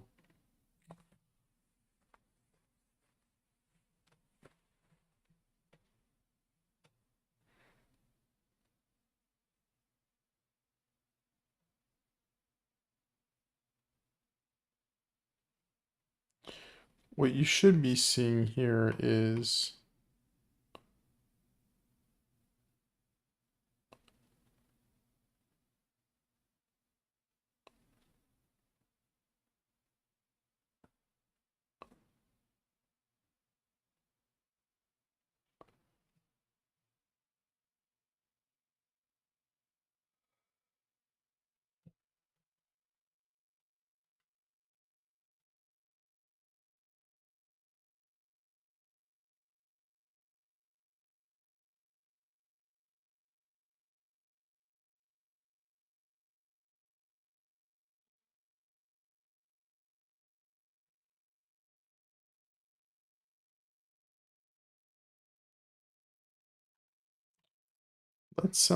let's take a step back here for a second.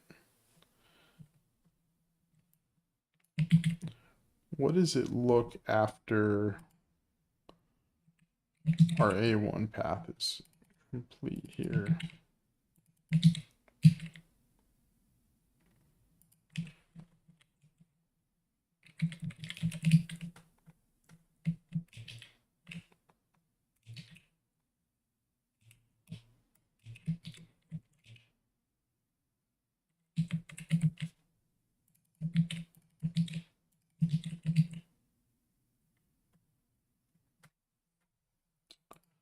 Oh, it's a slice of string.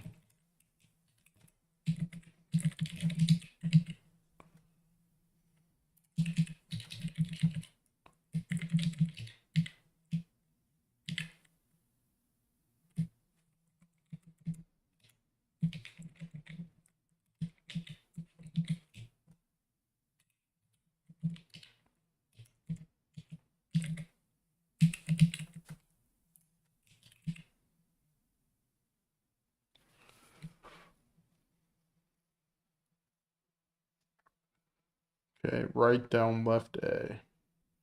So if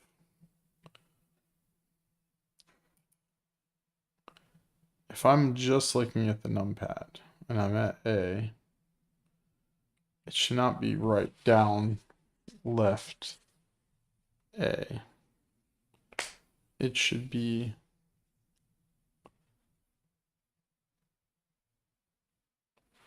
left A. Let me do one other thing here just to maybe help. I think I want to actually exclude that.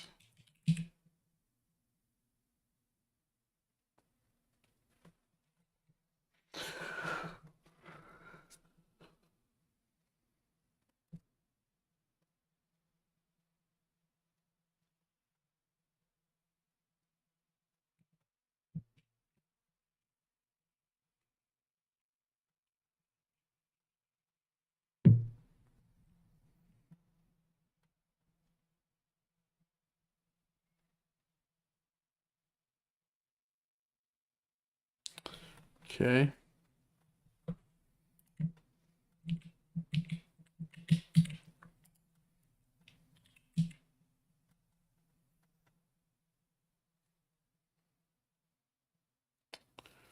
So for the first layer,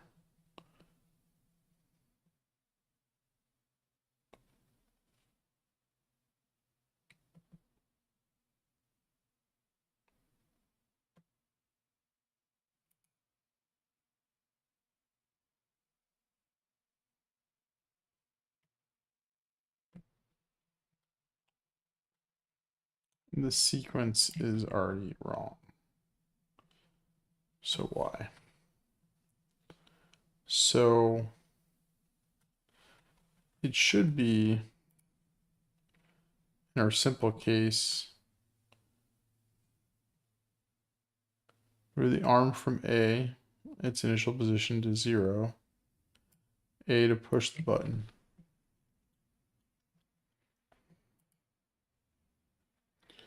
So it should just be left A,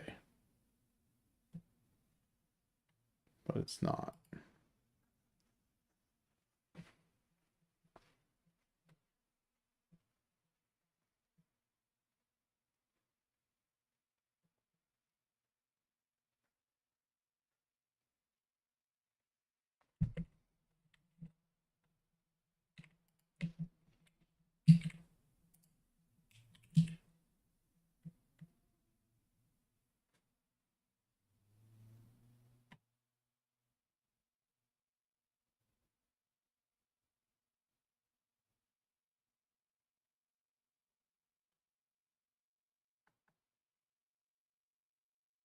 So this is saying 0, 2,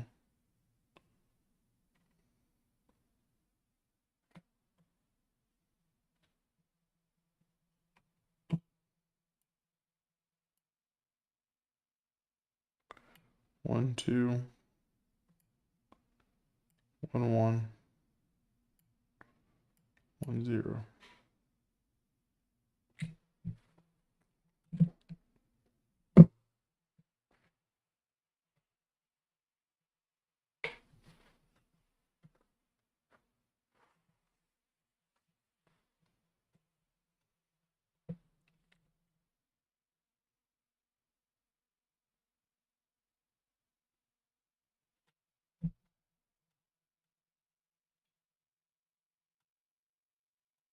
Well, that's wrong, because I just want to go left.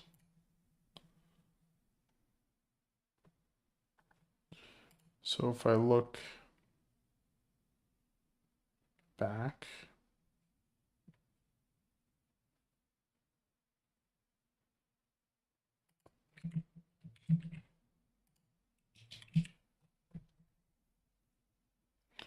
three, 2 to 3, 1. So 3, 2, 0, 1, 2, 3, 0, 1, 2. So 3, 2, 3, 1. That's accurate. Okay. So now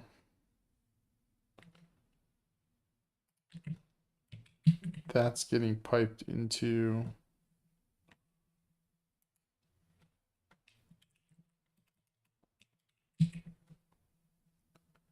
numpad. Okay. Ppath. Good. Let's go into sequence.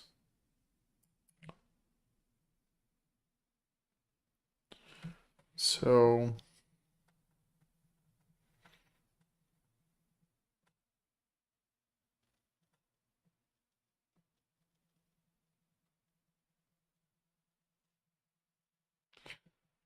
yeah, I'm catching that, but I think I'm on a good track, but maybe I'm not. I'm just, there's a lot of debugging I have to do, and my sequences are wrong. You know, I'm not really sure what the name for the approach is, but I'm trying to take this approach of, so I know at the base layer what moves I should make, and I'm trying to articulate that to the second layer and then do that in a generic way that I could pass that to a third layer and then so on to a fourth layer by giving a string of basically row column positions that I want to move, and then it multiplicate that in a sense. I just have my moves are wrong, unfortunately, at the moment.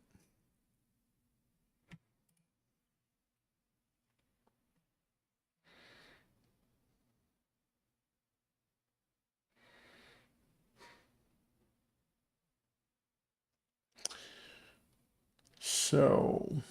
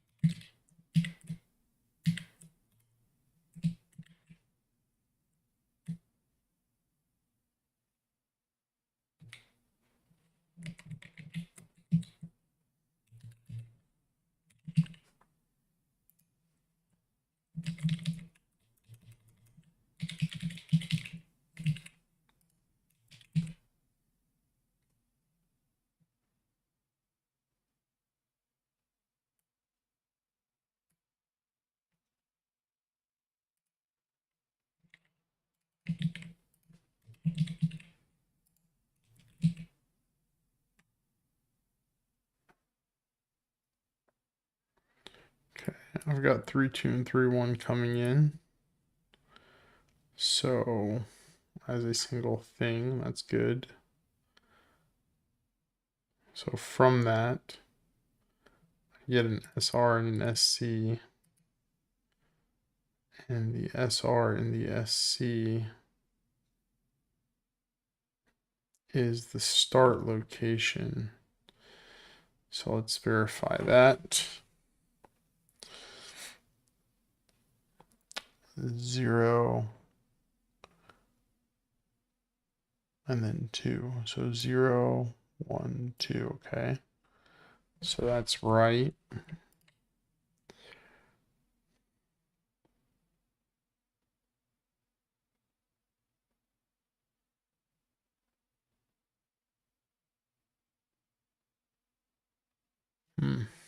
Interesting.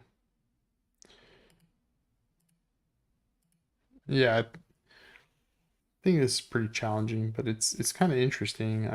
I think I'm close because once I get the sequencing right, my sequencing should just work.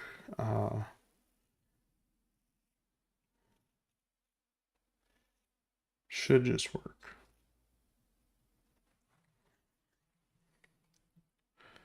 So dr dc tells me that 3 2 to 3 1 is a left move, which is exactly what I want here.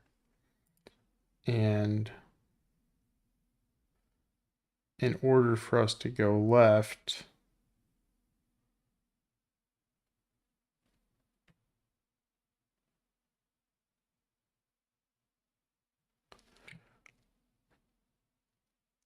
oh, I see.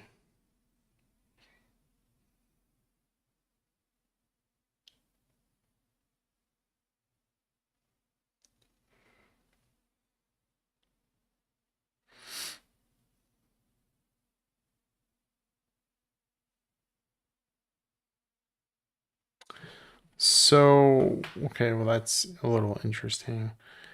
But for the first layer,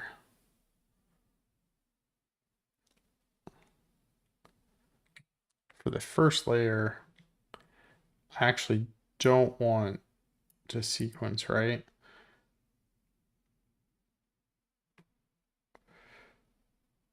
Because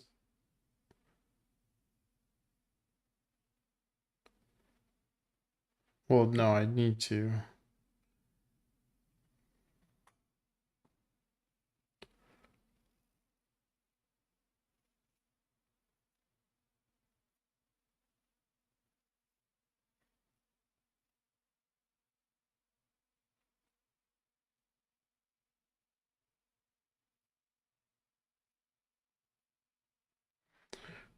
This is crazy to me. SRSC.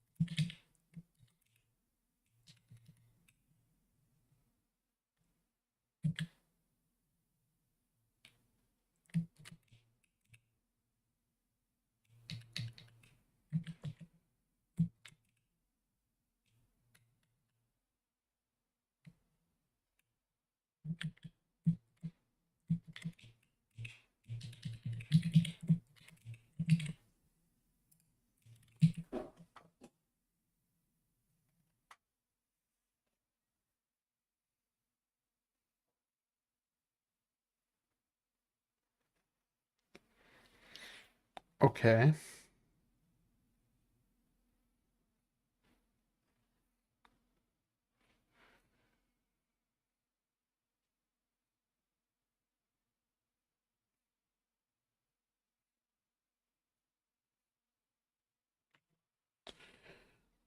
We're on A, saying go right, down, left A. Right, down, left.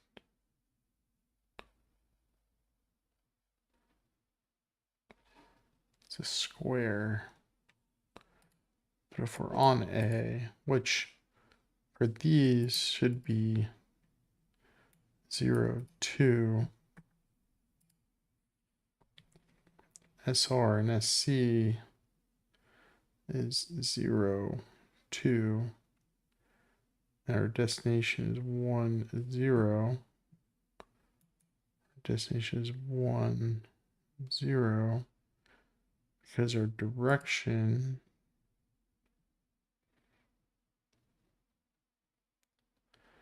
-1. Why is our direction 0? Int 3, 2 to 3, 1.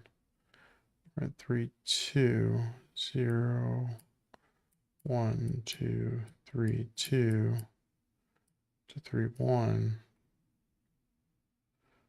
So our direction should be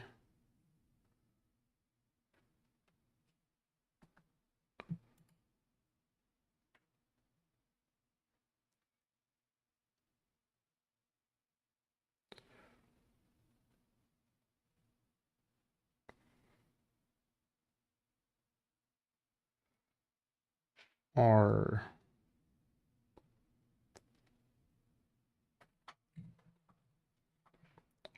DR. Okay. Fine. So, okay.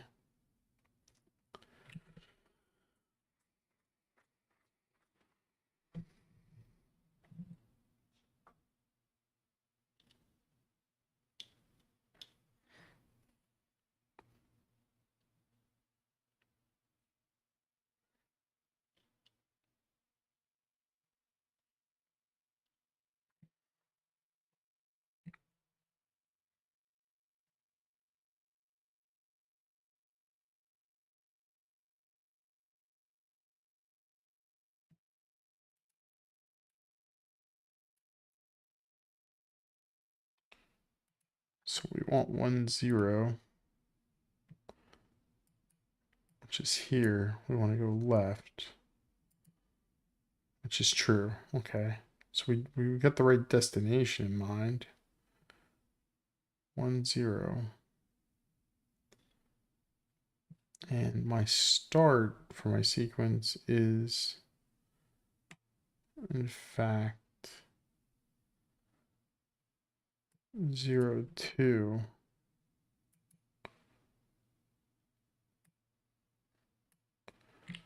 So I've got to go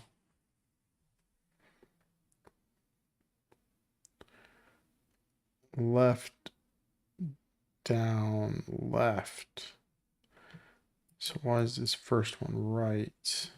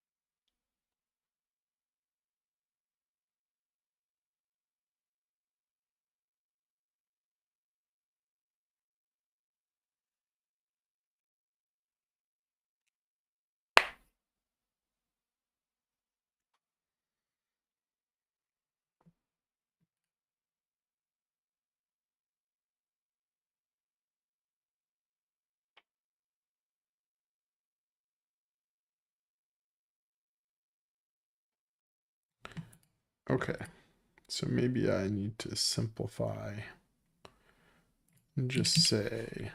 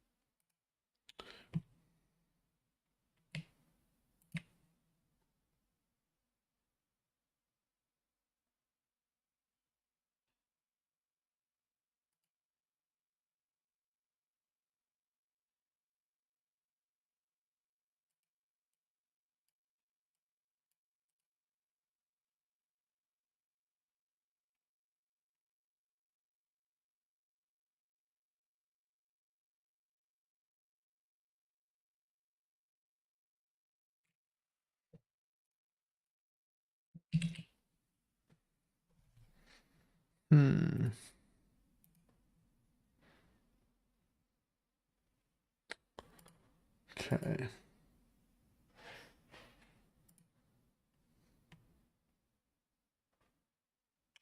My issue, I think, is in my pathing algorithm because I shouldn't be going from 0, 2 to 1, 2 to 1, 1 to 1, 0 and then to 0, 2. Like, it should be, if we're at A, which is 0, 2, it should be down, left, left, or left, down, left. We're missing, so 0, 2, 0, 2 to 1, 2. Okay, that's a down. 1, 2 to 1, 1. That's a left. 1, 2 to 1, 0. So that pathing is right.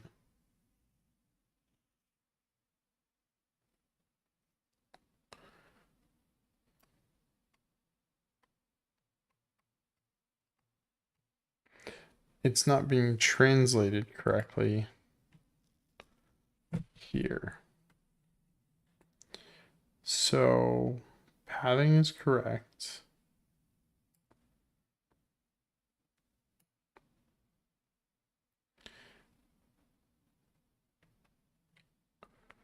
But when we get here, it's wrong.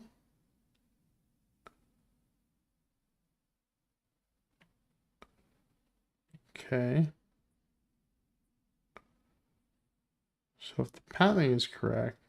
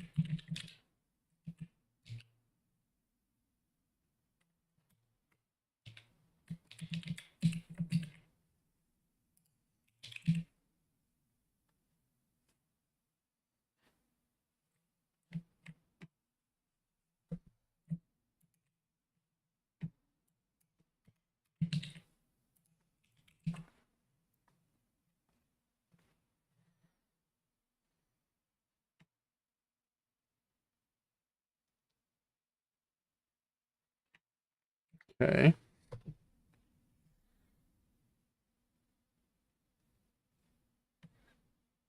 0, 2.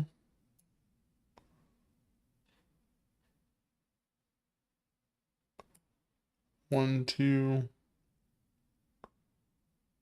1, 0.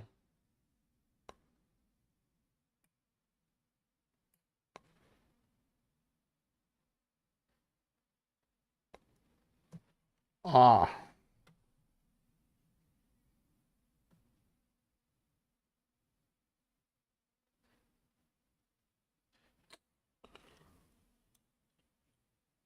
Okay.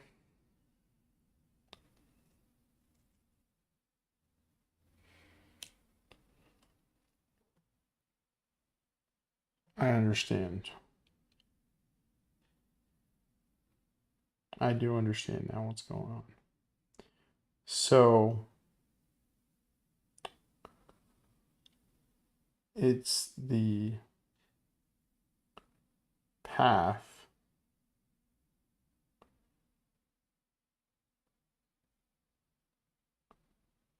that I have to take to get there.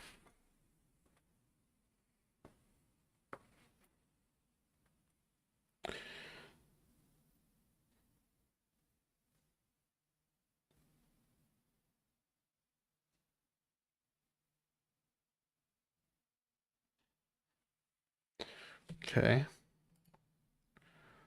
So then maybe it is right and my interpretation of it is wrong.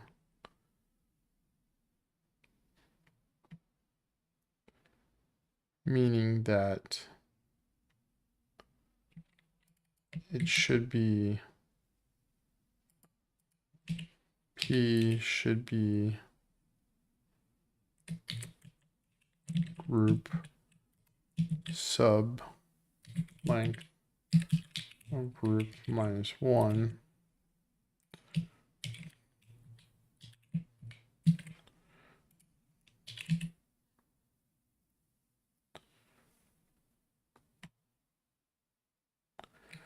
And we are pushing this, and we're pushing A for that first layer,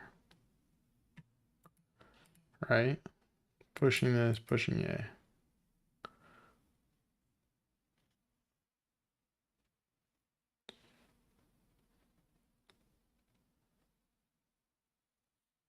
Okay.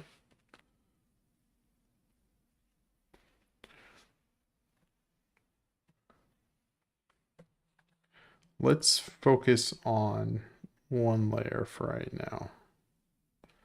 So let me get rid of all this other stuff for a second.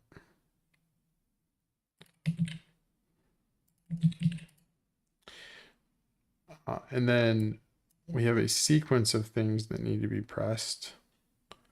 So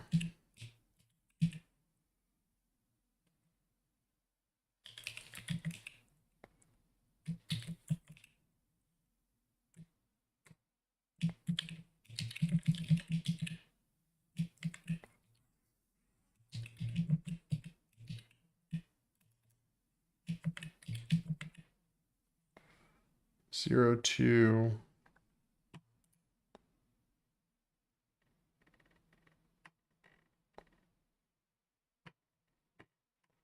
it's the first one, 0, 2, 9A.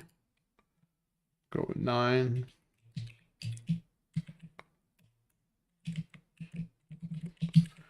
A.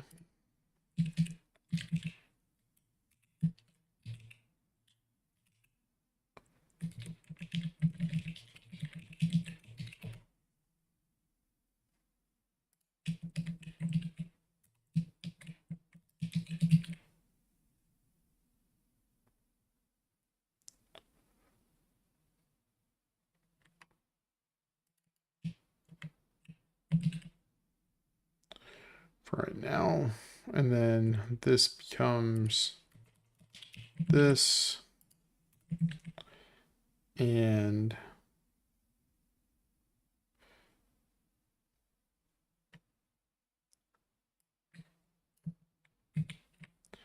this has to be done out here. Change that around. But let's see what this produces.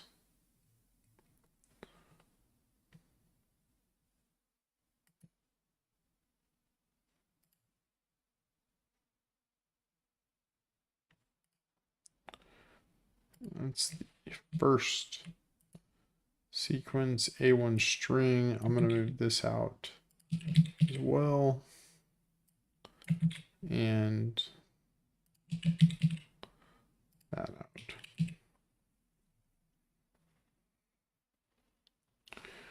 Okay. Now we're getting somewhere. Left A, up A.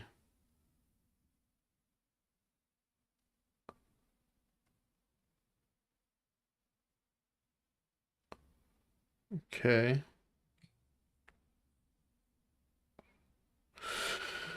Oh, yeah. Left A, up A. Should be right A.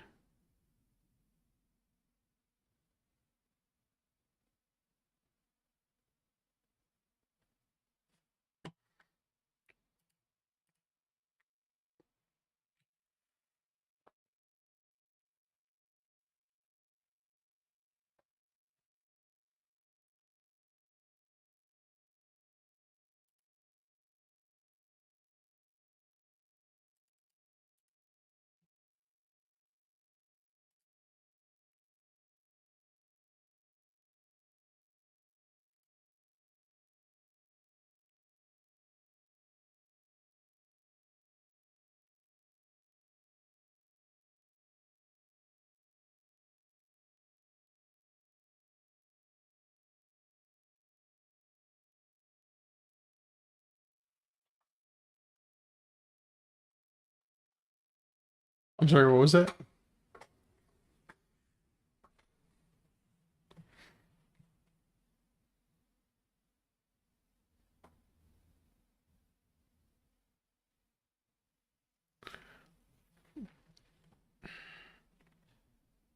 I don't understand your question, username.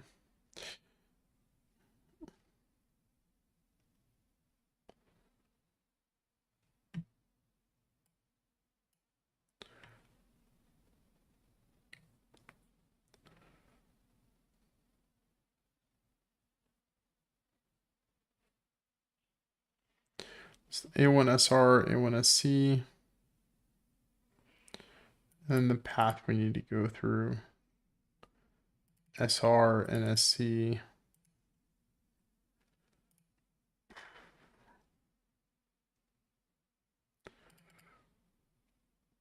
SR and SC need to change each time.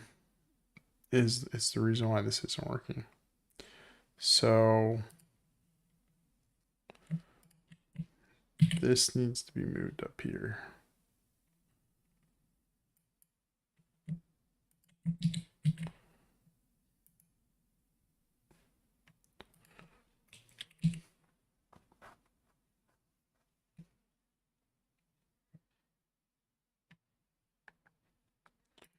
Let's look.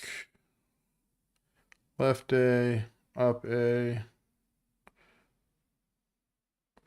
left A, up A, left A, up A.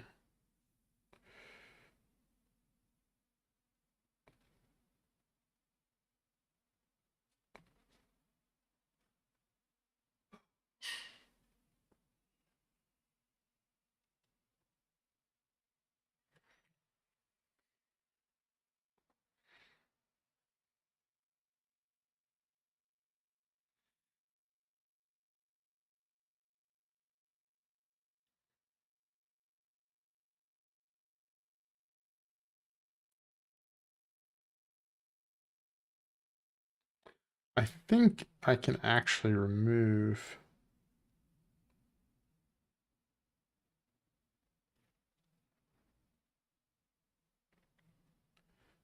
in my sequencing. I think I can remove this.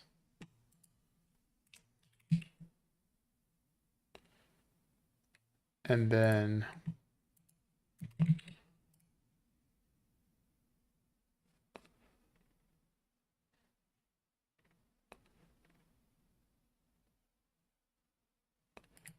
no, I need to leave that in there. That's a bad move.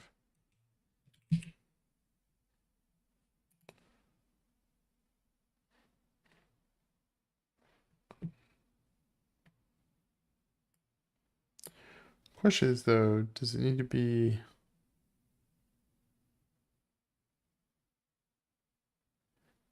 at each iteration of path? Yes.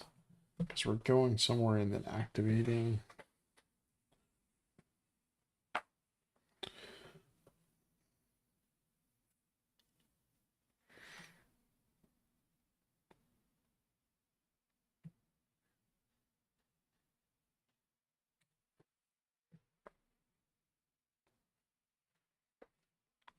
I think if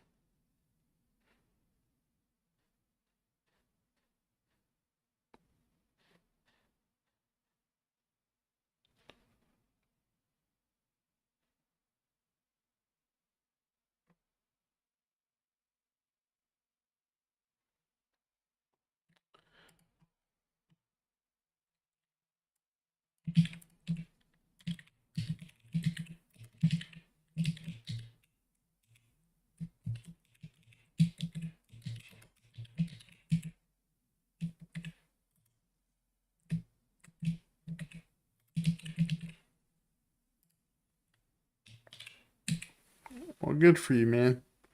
Glad to hear that.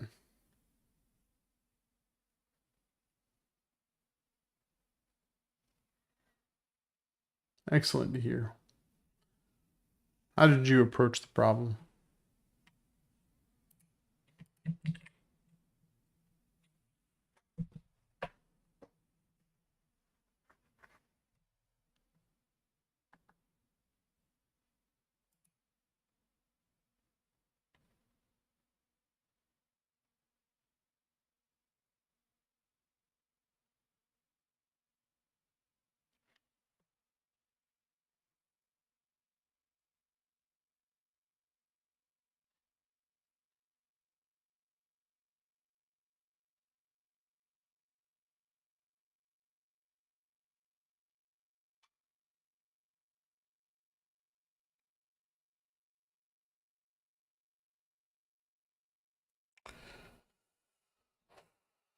Okay.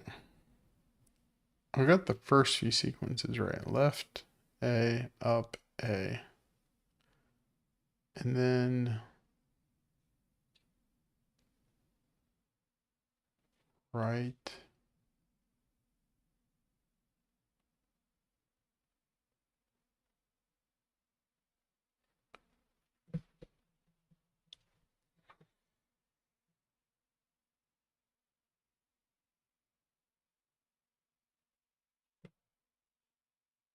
Okay. Yeah. So I'm kind of doing that. I'm just,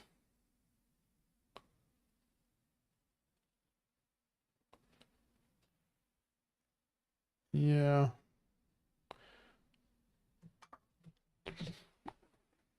I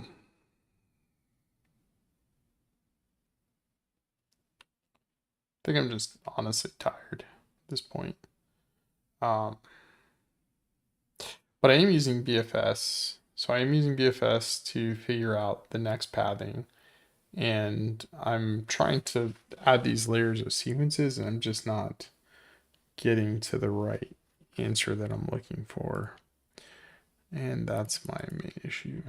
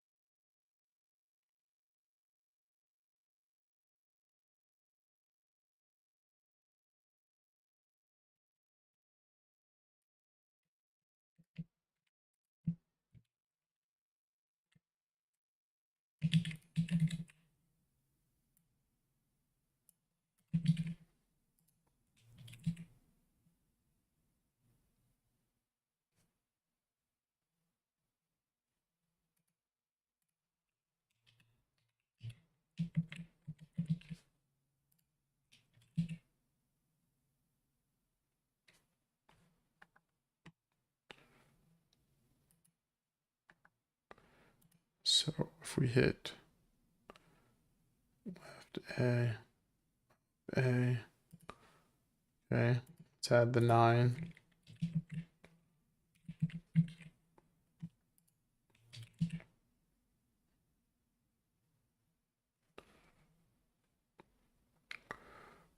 Why does adding the 9 do that? So 9 would have to be up, up, right. So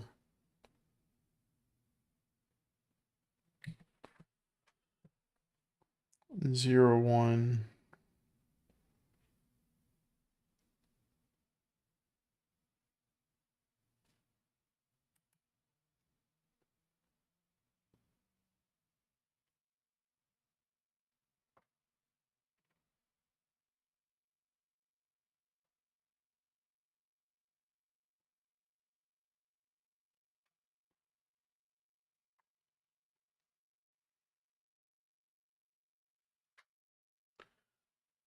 Two, 1,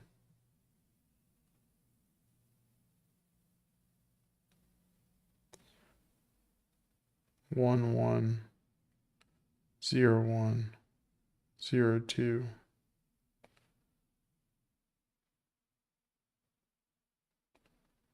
So that is up. That is up. It's right. Okay, hold on.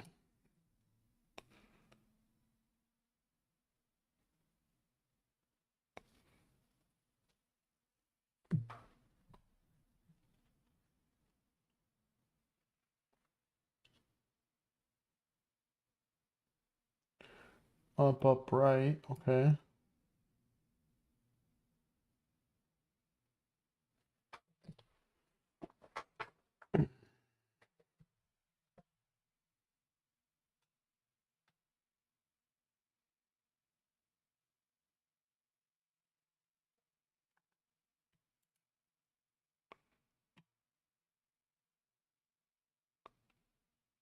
think the problem is still.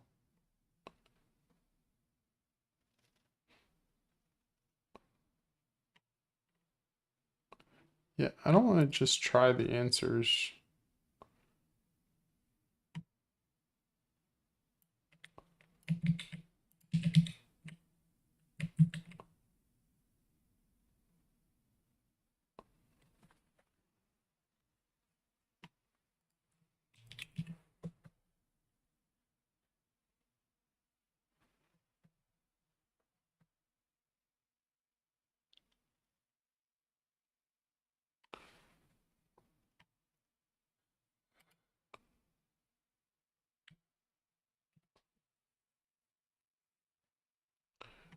Okay.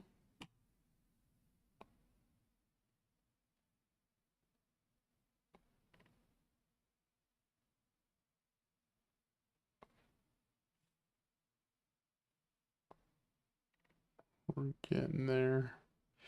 So this is the, okay.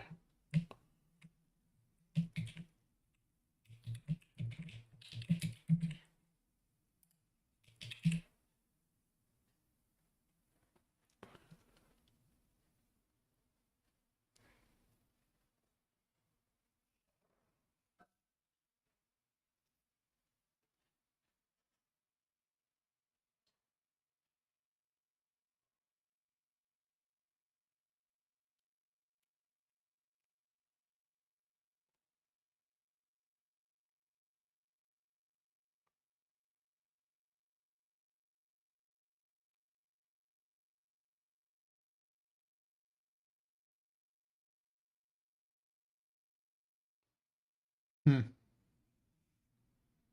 Okay.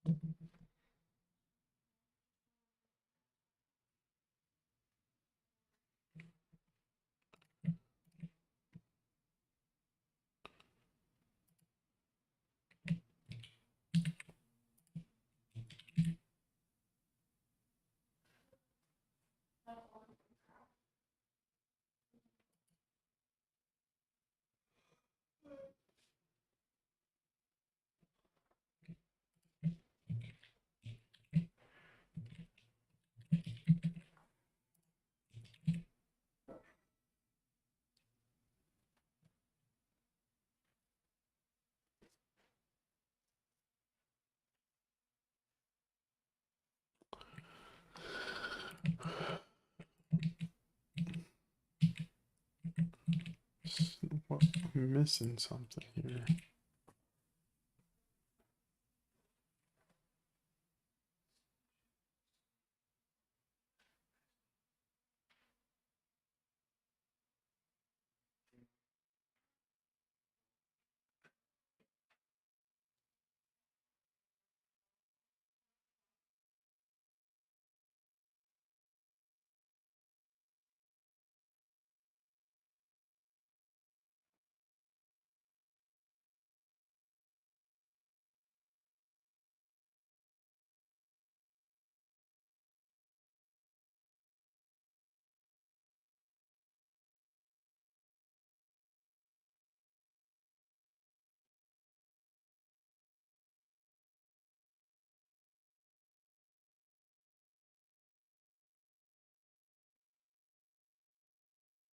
No, I have not tried that.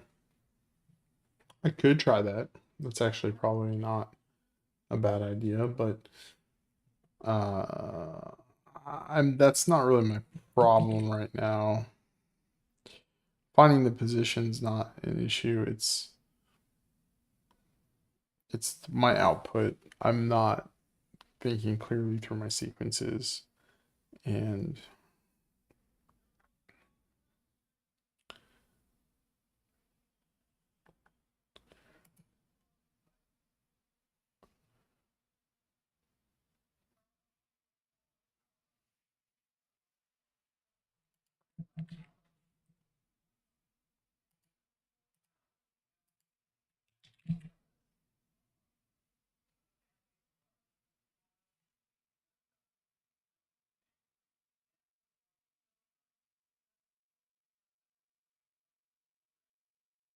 Yeah. Yeah. I have the directions, I think, down. I just, the way I'm trying to approach this, I think might be wrong.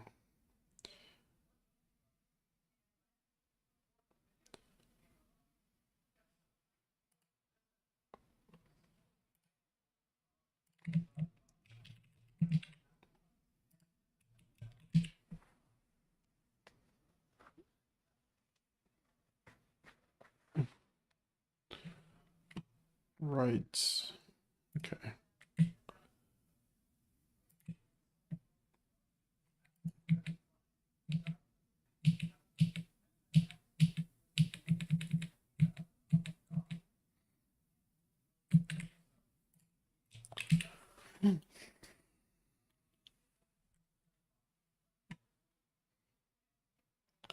So these directions are right.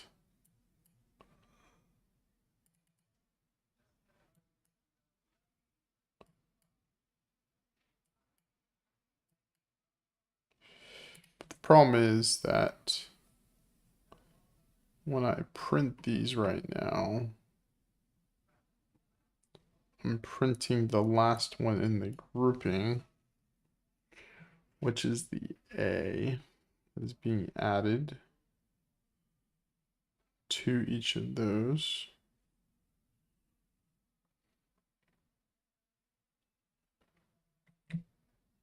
And that is wrong.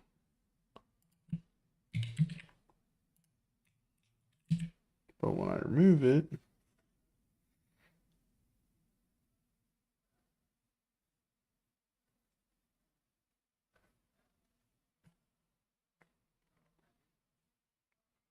where's that fatal message add?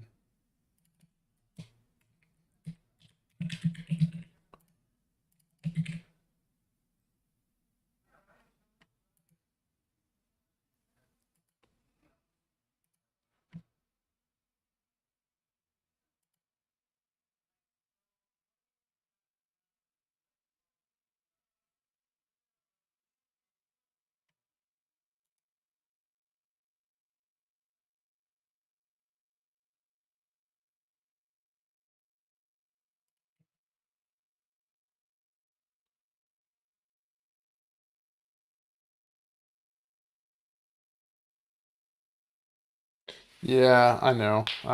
I appreciate that. Thank you. Have a good night.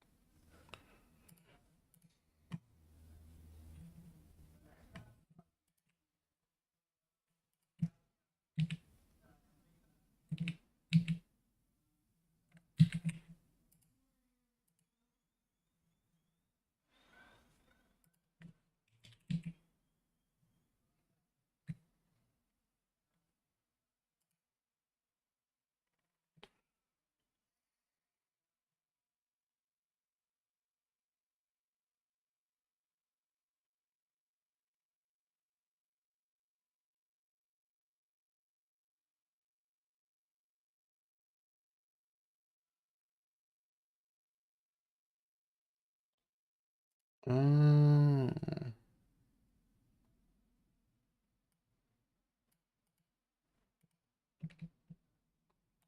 this what's messing me up?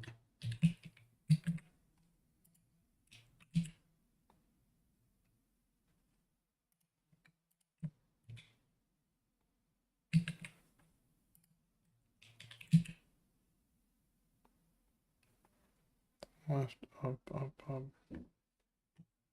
Right.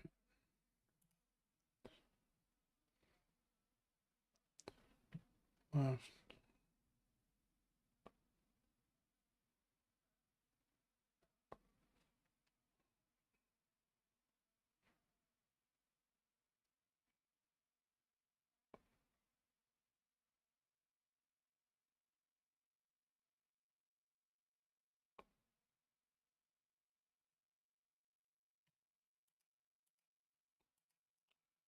Okay, maybe.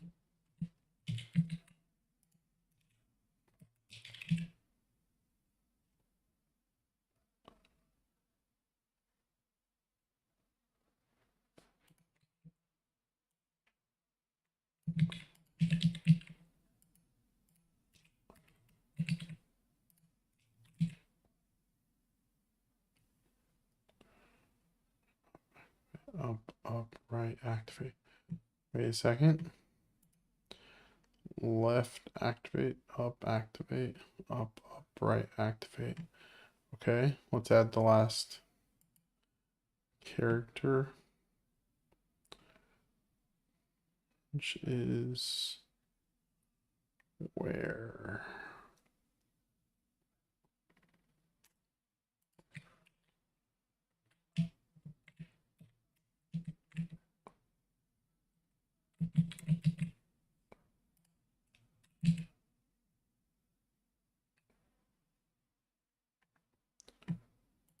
Okay. Left A, up, right A, down, down A. Okay, layer 1 done.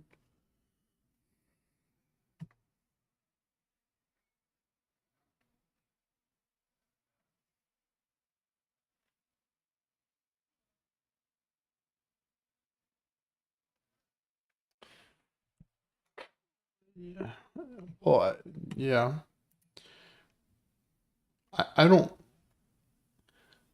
I don't understand how your solution is going to help here. I understand like the map, but other than setting up a map to give me the positions, which I already have a function to help me do that anyway, I'm not sure how that's going to help me ultimately. Um, but I give it a try. I'll give it a look here in a little bit.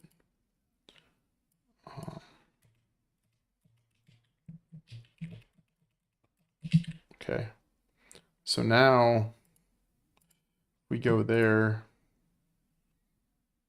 Now we've got a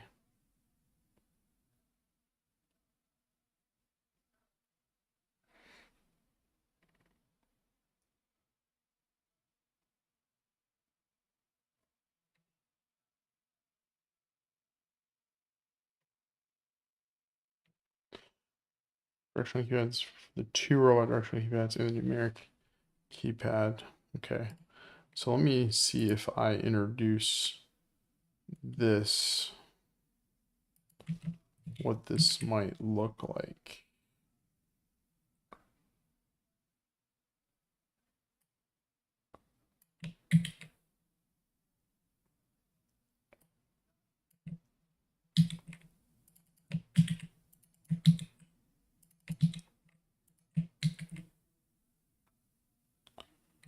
This is going to be a 2-path. And this has to come up here as well. And then final.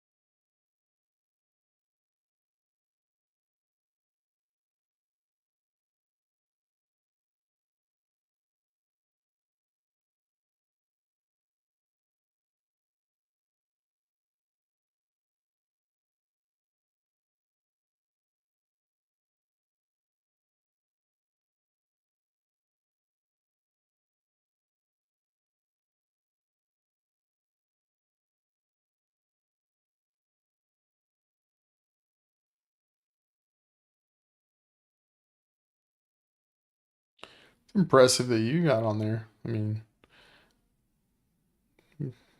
I'm pretty stoked if I could get this done. B left A.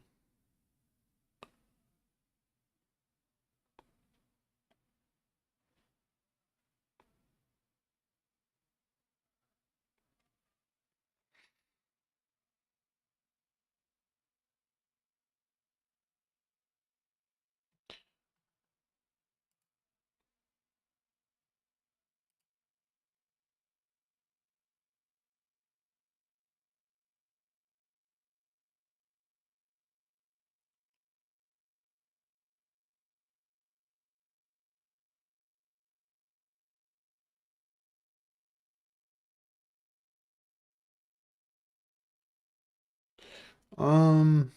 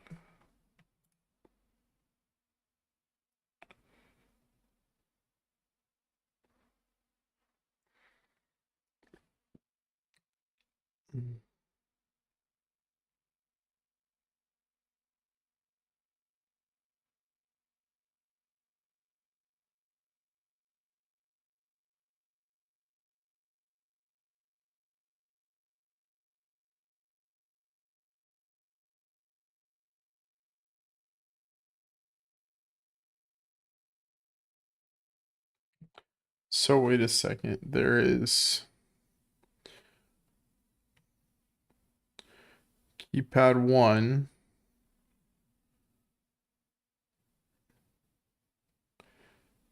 keypad 2,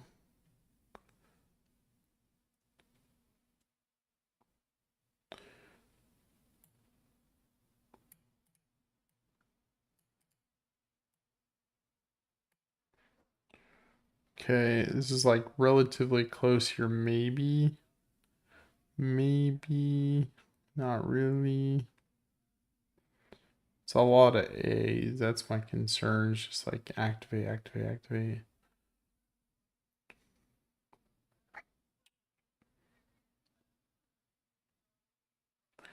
Guess there are several activates in a row here. But then I feel like we're missing.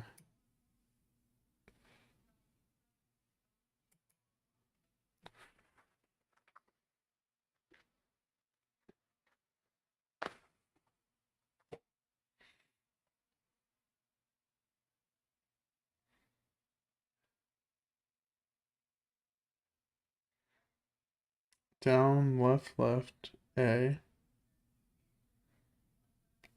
We're just like missing sequences.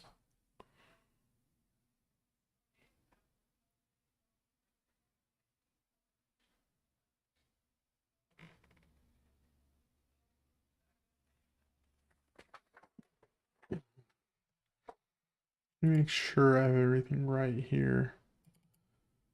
A2SR, A2SC.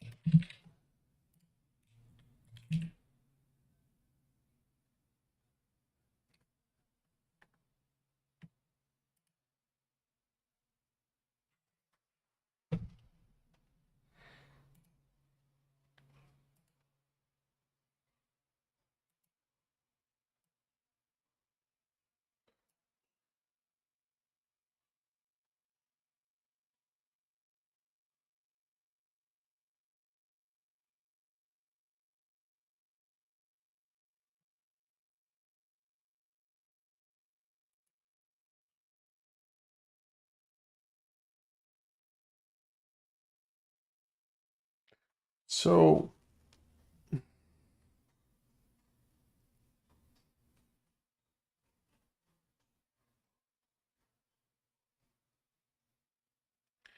I don't need to push everything in the path though. Like,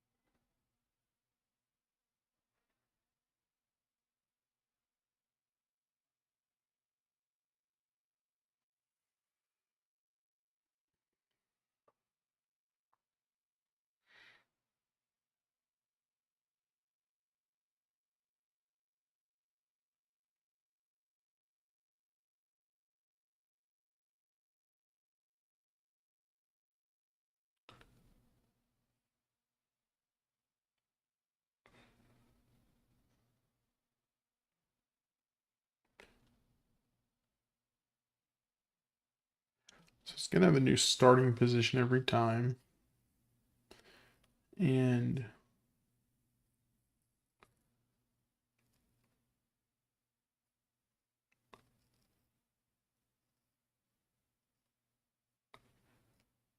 I need to be able to move to every position that we need to move to inside a sequence.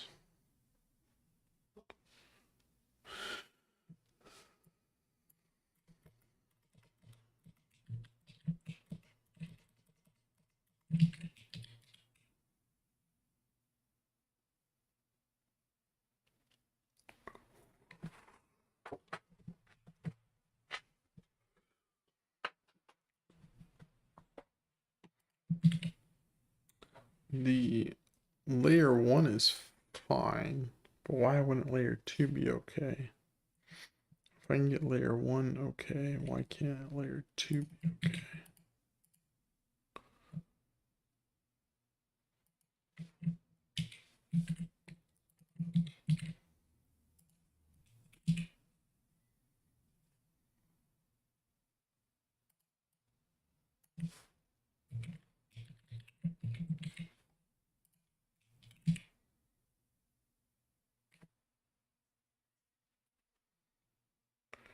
That's still good, right? Left A, up A, up right. Left A, up right. A, down, down, down A. Yeah, so this is still good. The directional keypad, its robot's arm is pointed at the A button in the upper right corner. After that, a second different keypad remote control is used to control this robot. Same way. And we end up with something like that. So I know I have to hit all of these keys.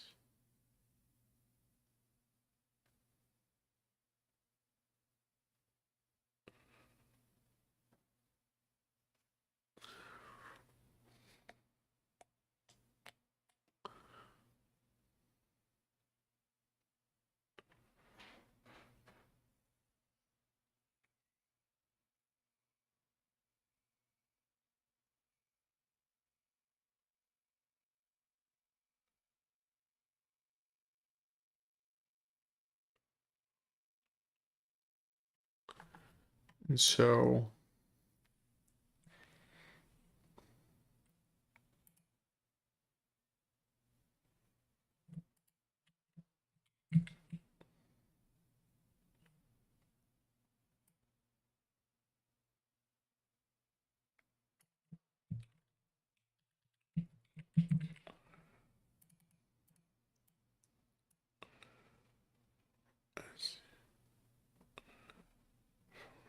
okay. A2 path, A2SR. So C.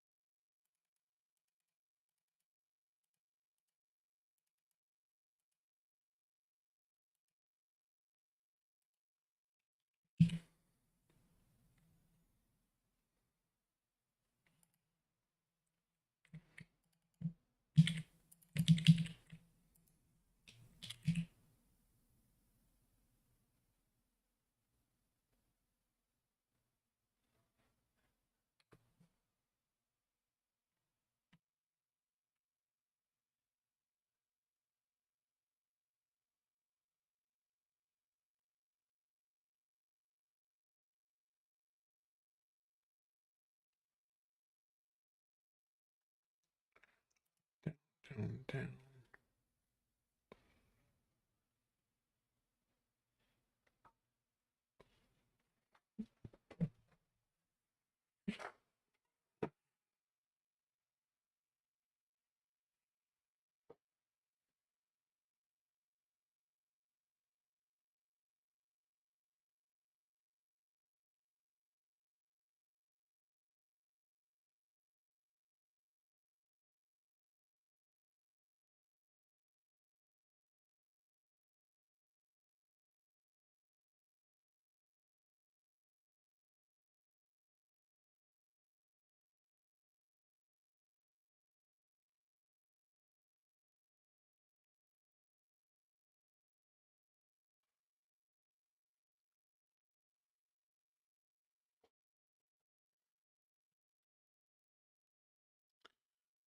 I mean, let's try to inspire some hope here. So B, left A. Okay, that's it. That's all we got. That's all the hope I have.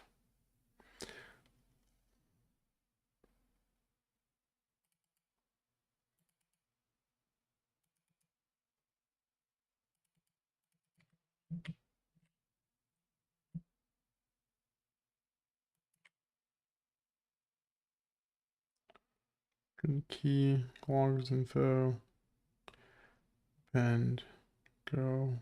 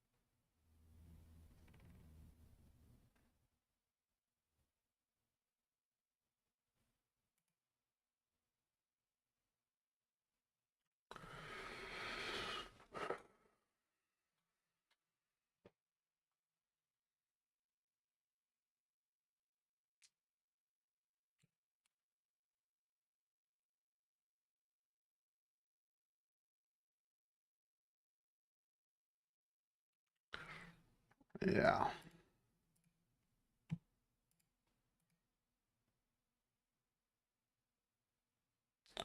So why does this not work?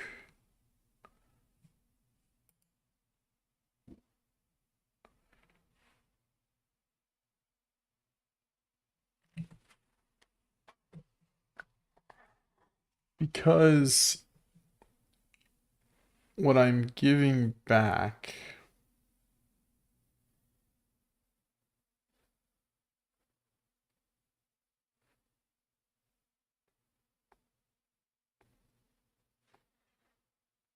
yeah, okay. It's not working because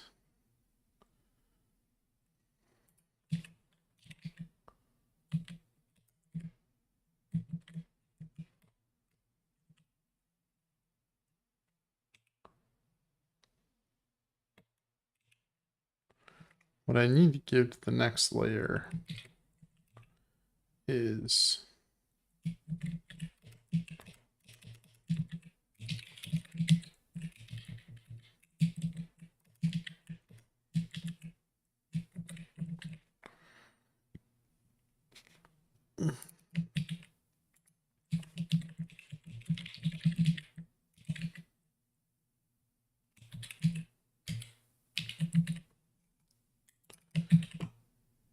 actually this.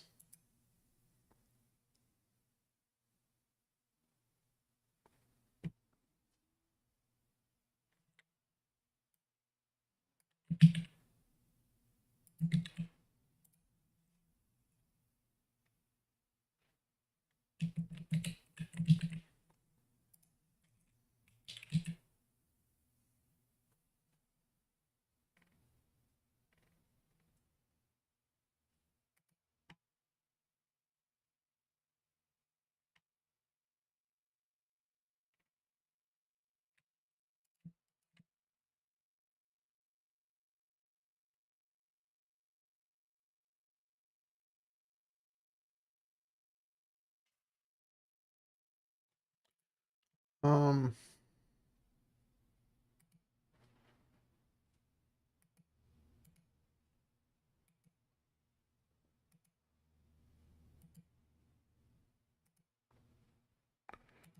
okay.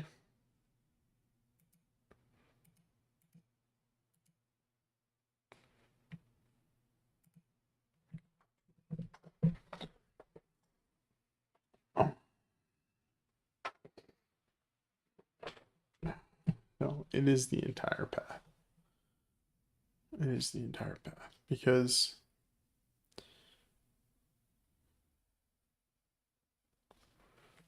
we need to move the pointer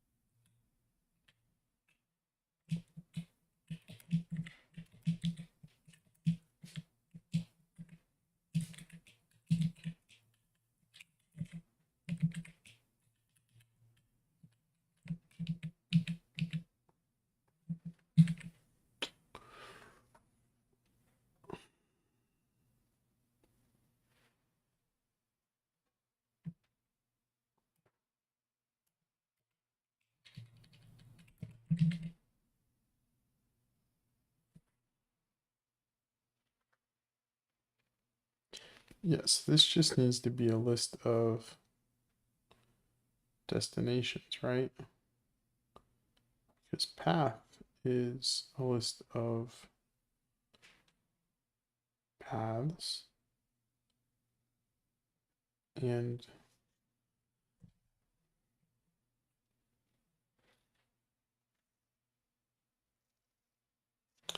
no, it does need to be a list of paths.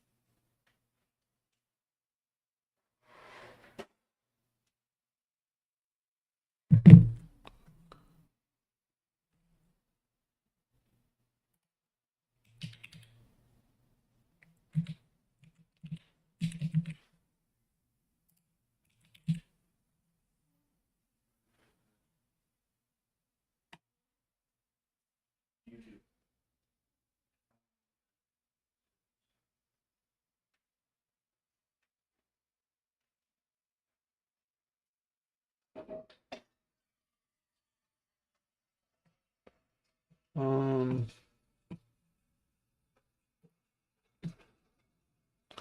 down, left, left, A.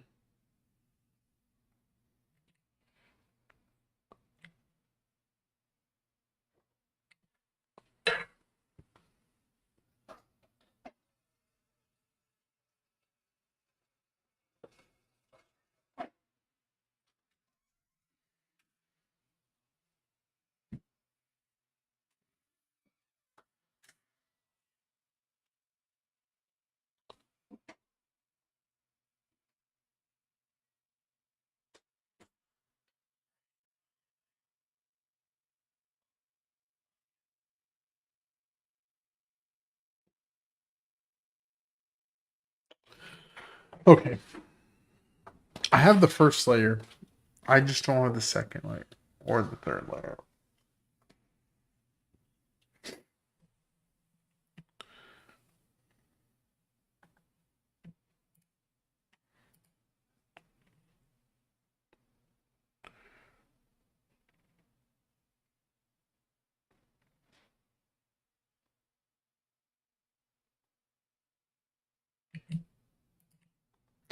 The sequence takes all of the groups and it finds their path and creates groupings from those paths. There is a down, down, down arrow here. Why don't I see that in my final output? Because if I look back here,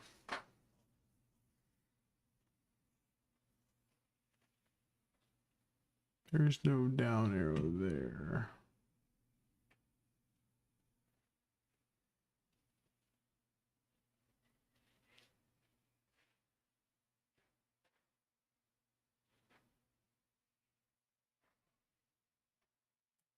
Lots of 0, 2s.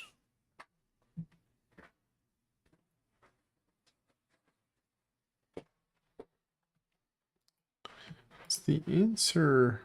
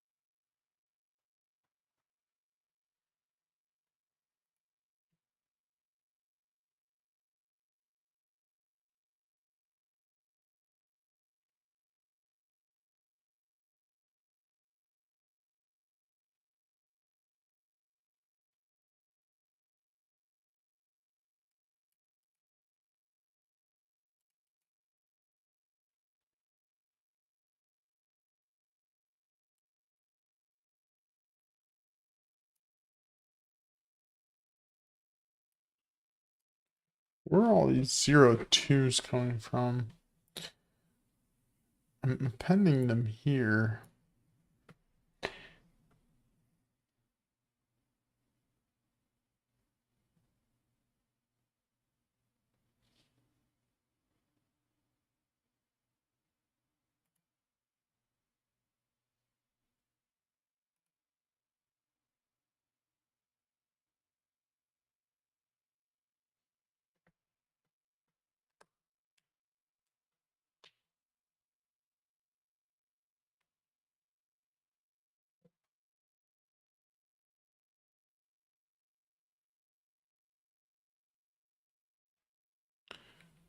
That makes sense though.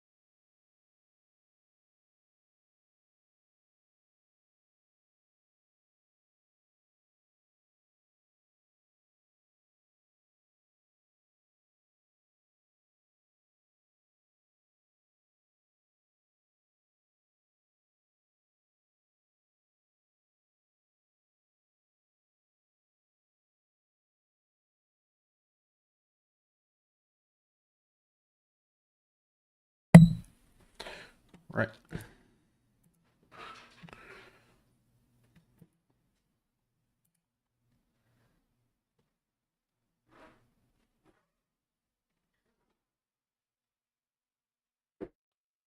So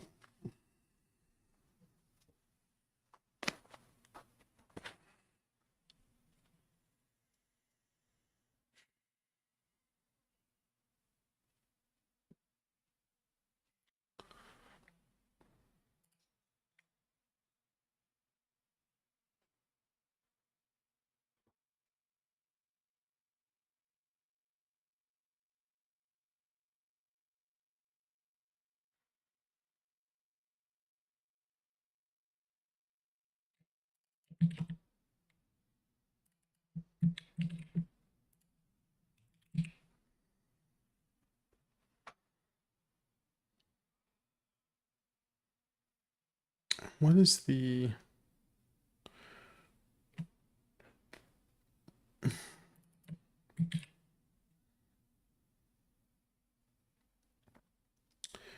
A1 path is switching for each letter, which means the A2 path switches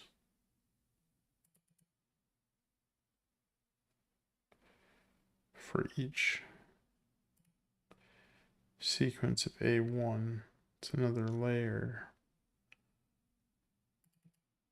The SR, the SC swap the sequence of what the A1 is. And what we're doing is we're trying to satisfy the A1. So if I get a A1 path of 1, 2, 1, 1, I should get an E2 path executing me to that location.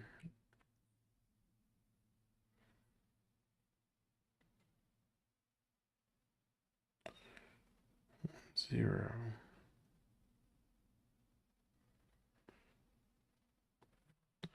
And so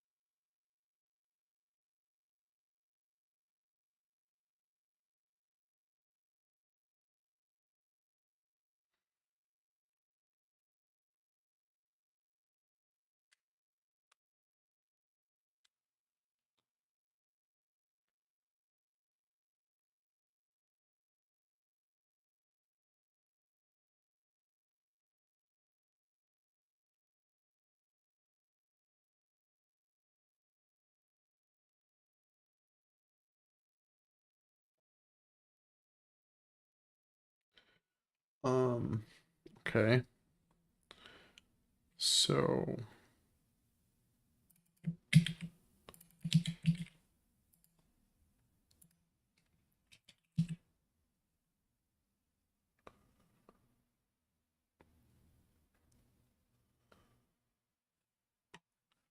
down, left, A. Down, left, A. We're good. We're good till there, and then it goes completely bonkers.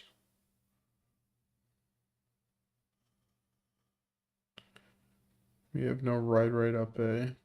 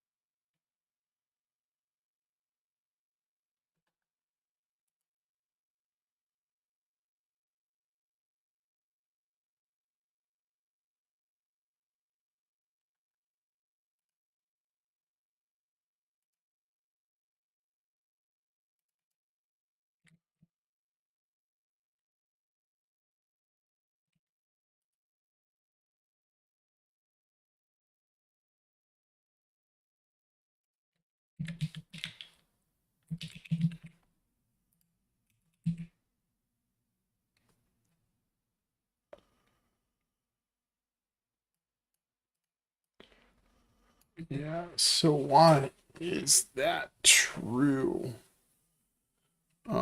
Let me do group instead.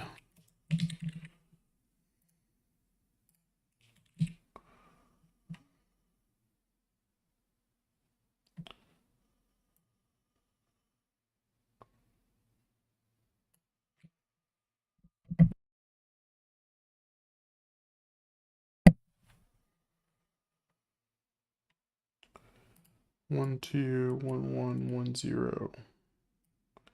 0, 2, 0, 2, 0, 2. Why are these groups just coming out as 0, 2?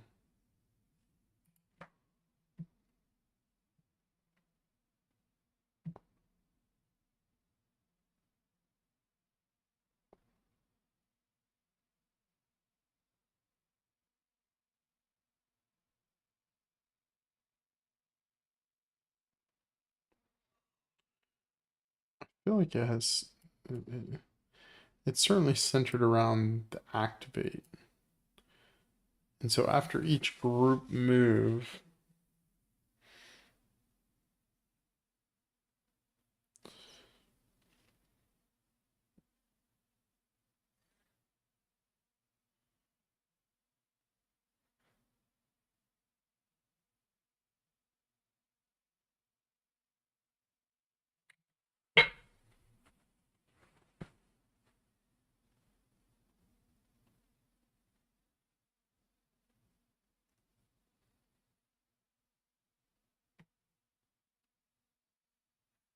yeah, I think I'm just going to call it for tonight and revisit tomorrow. At this point, I am stuck and I cannot think clearly. And I need to just take a break and come back and revisit this. Um, so I appreciate everybody hanging out tonight. I think we made some decent progress, but I just got to reevaluate and come back and tackle this tomorrow. I got nothing left in me. But appreciate you hanging out. Y'all, good night. Bye.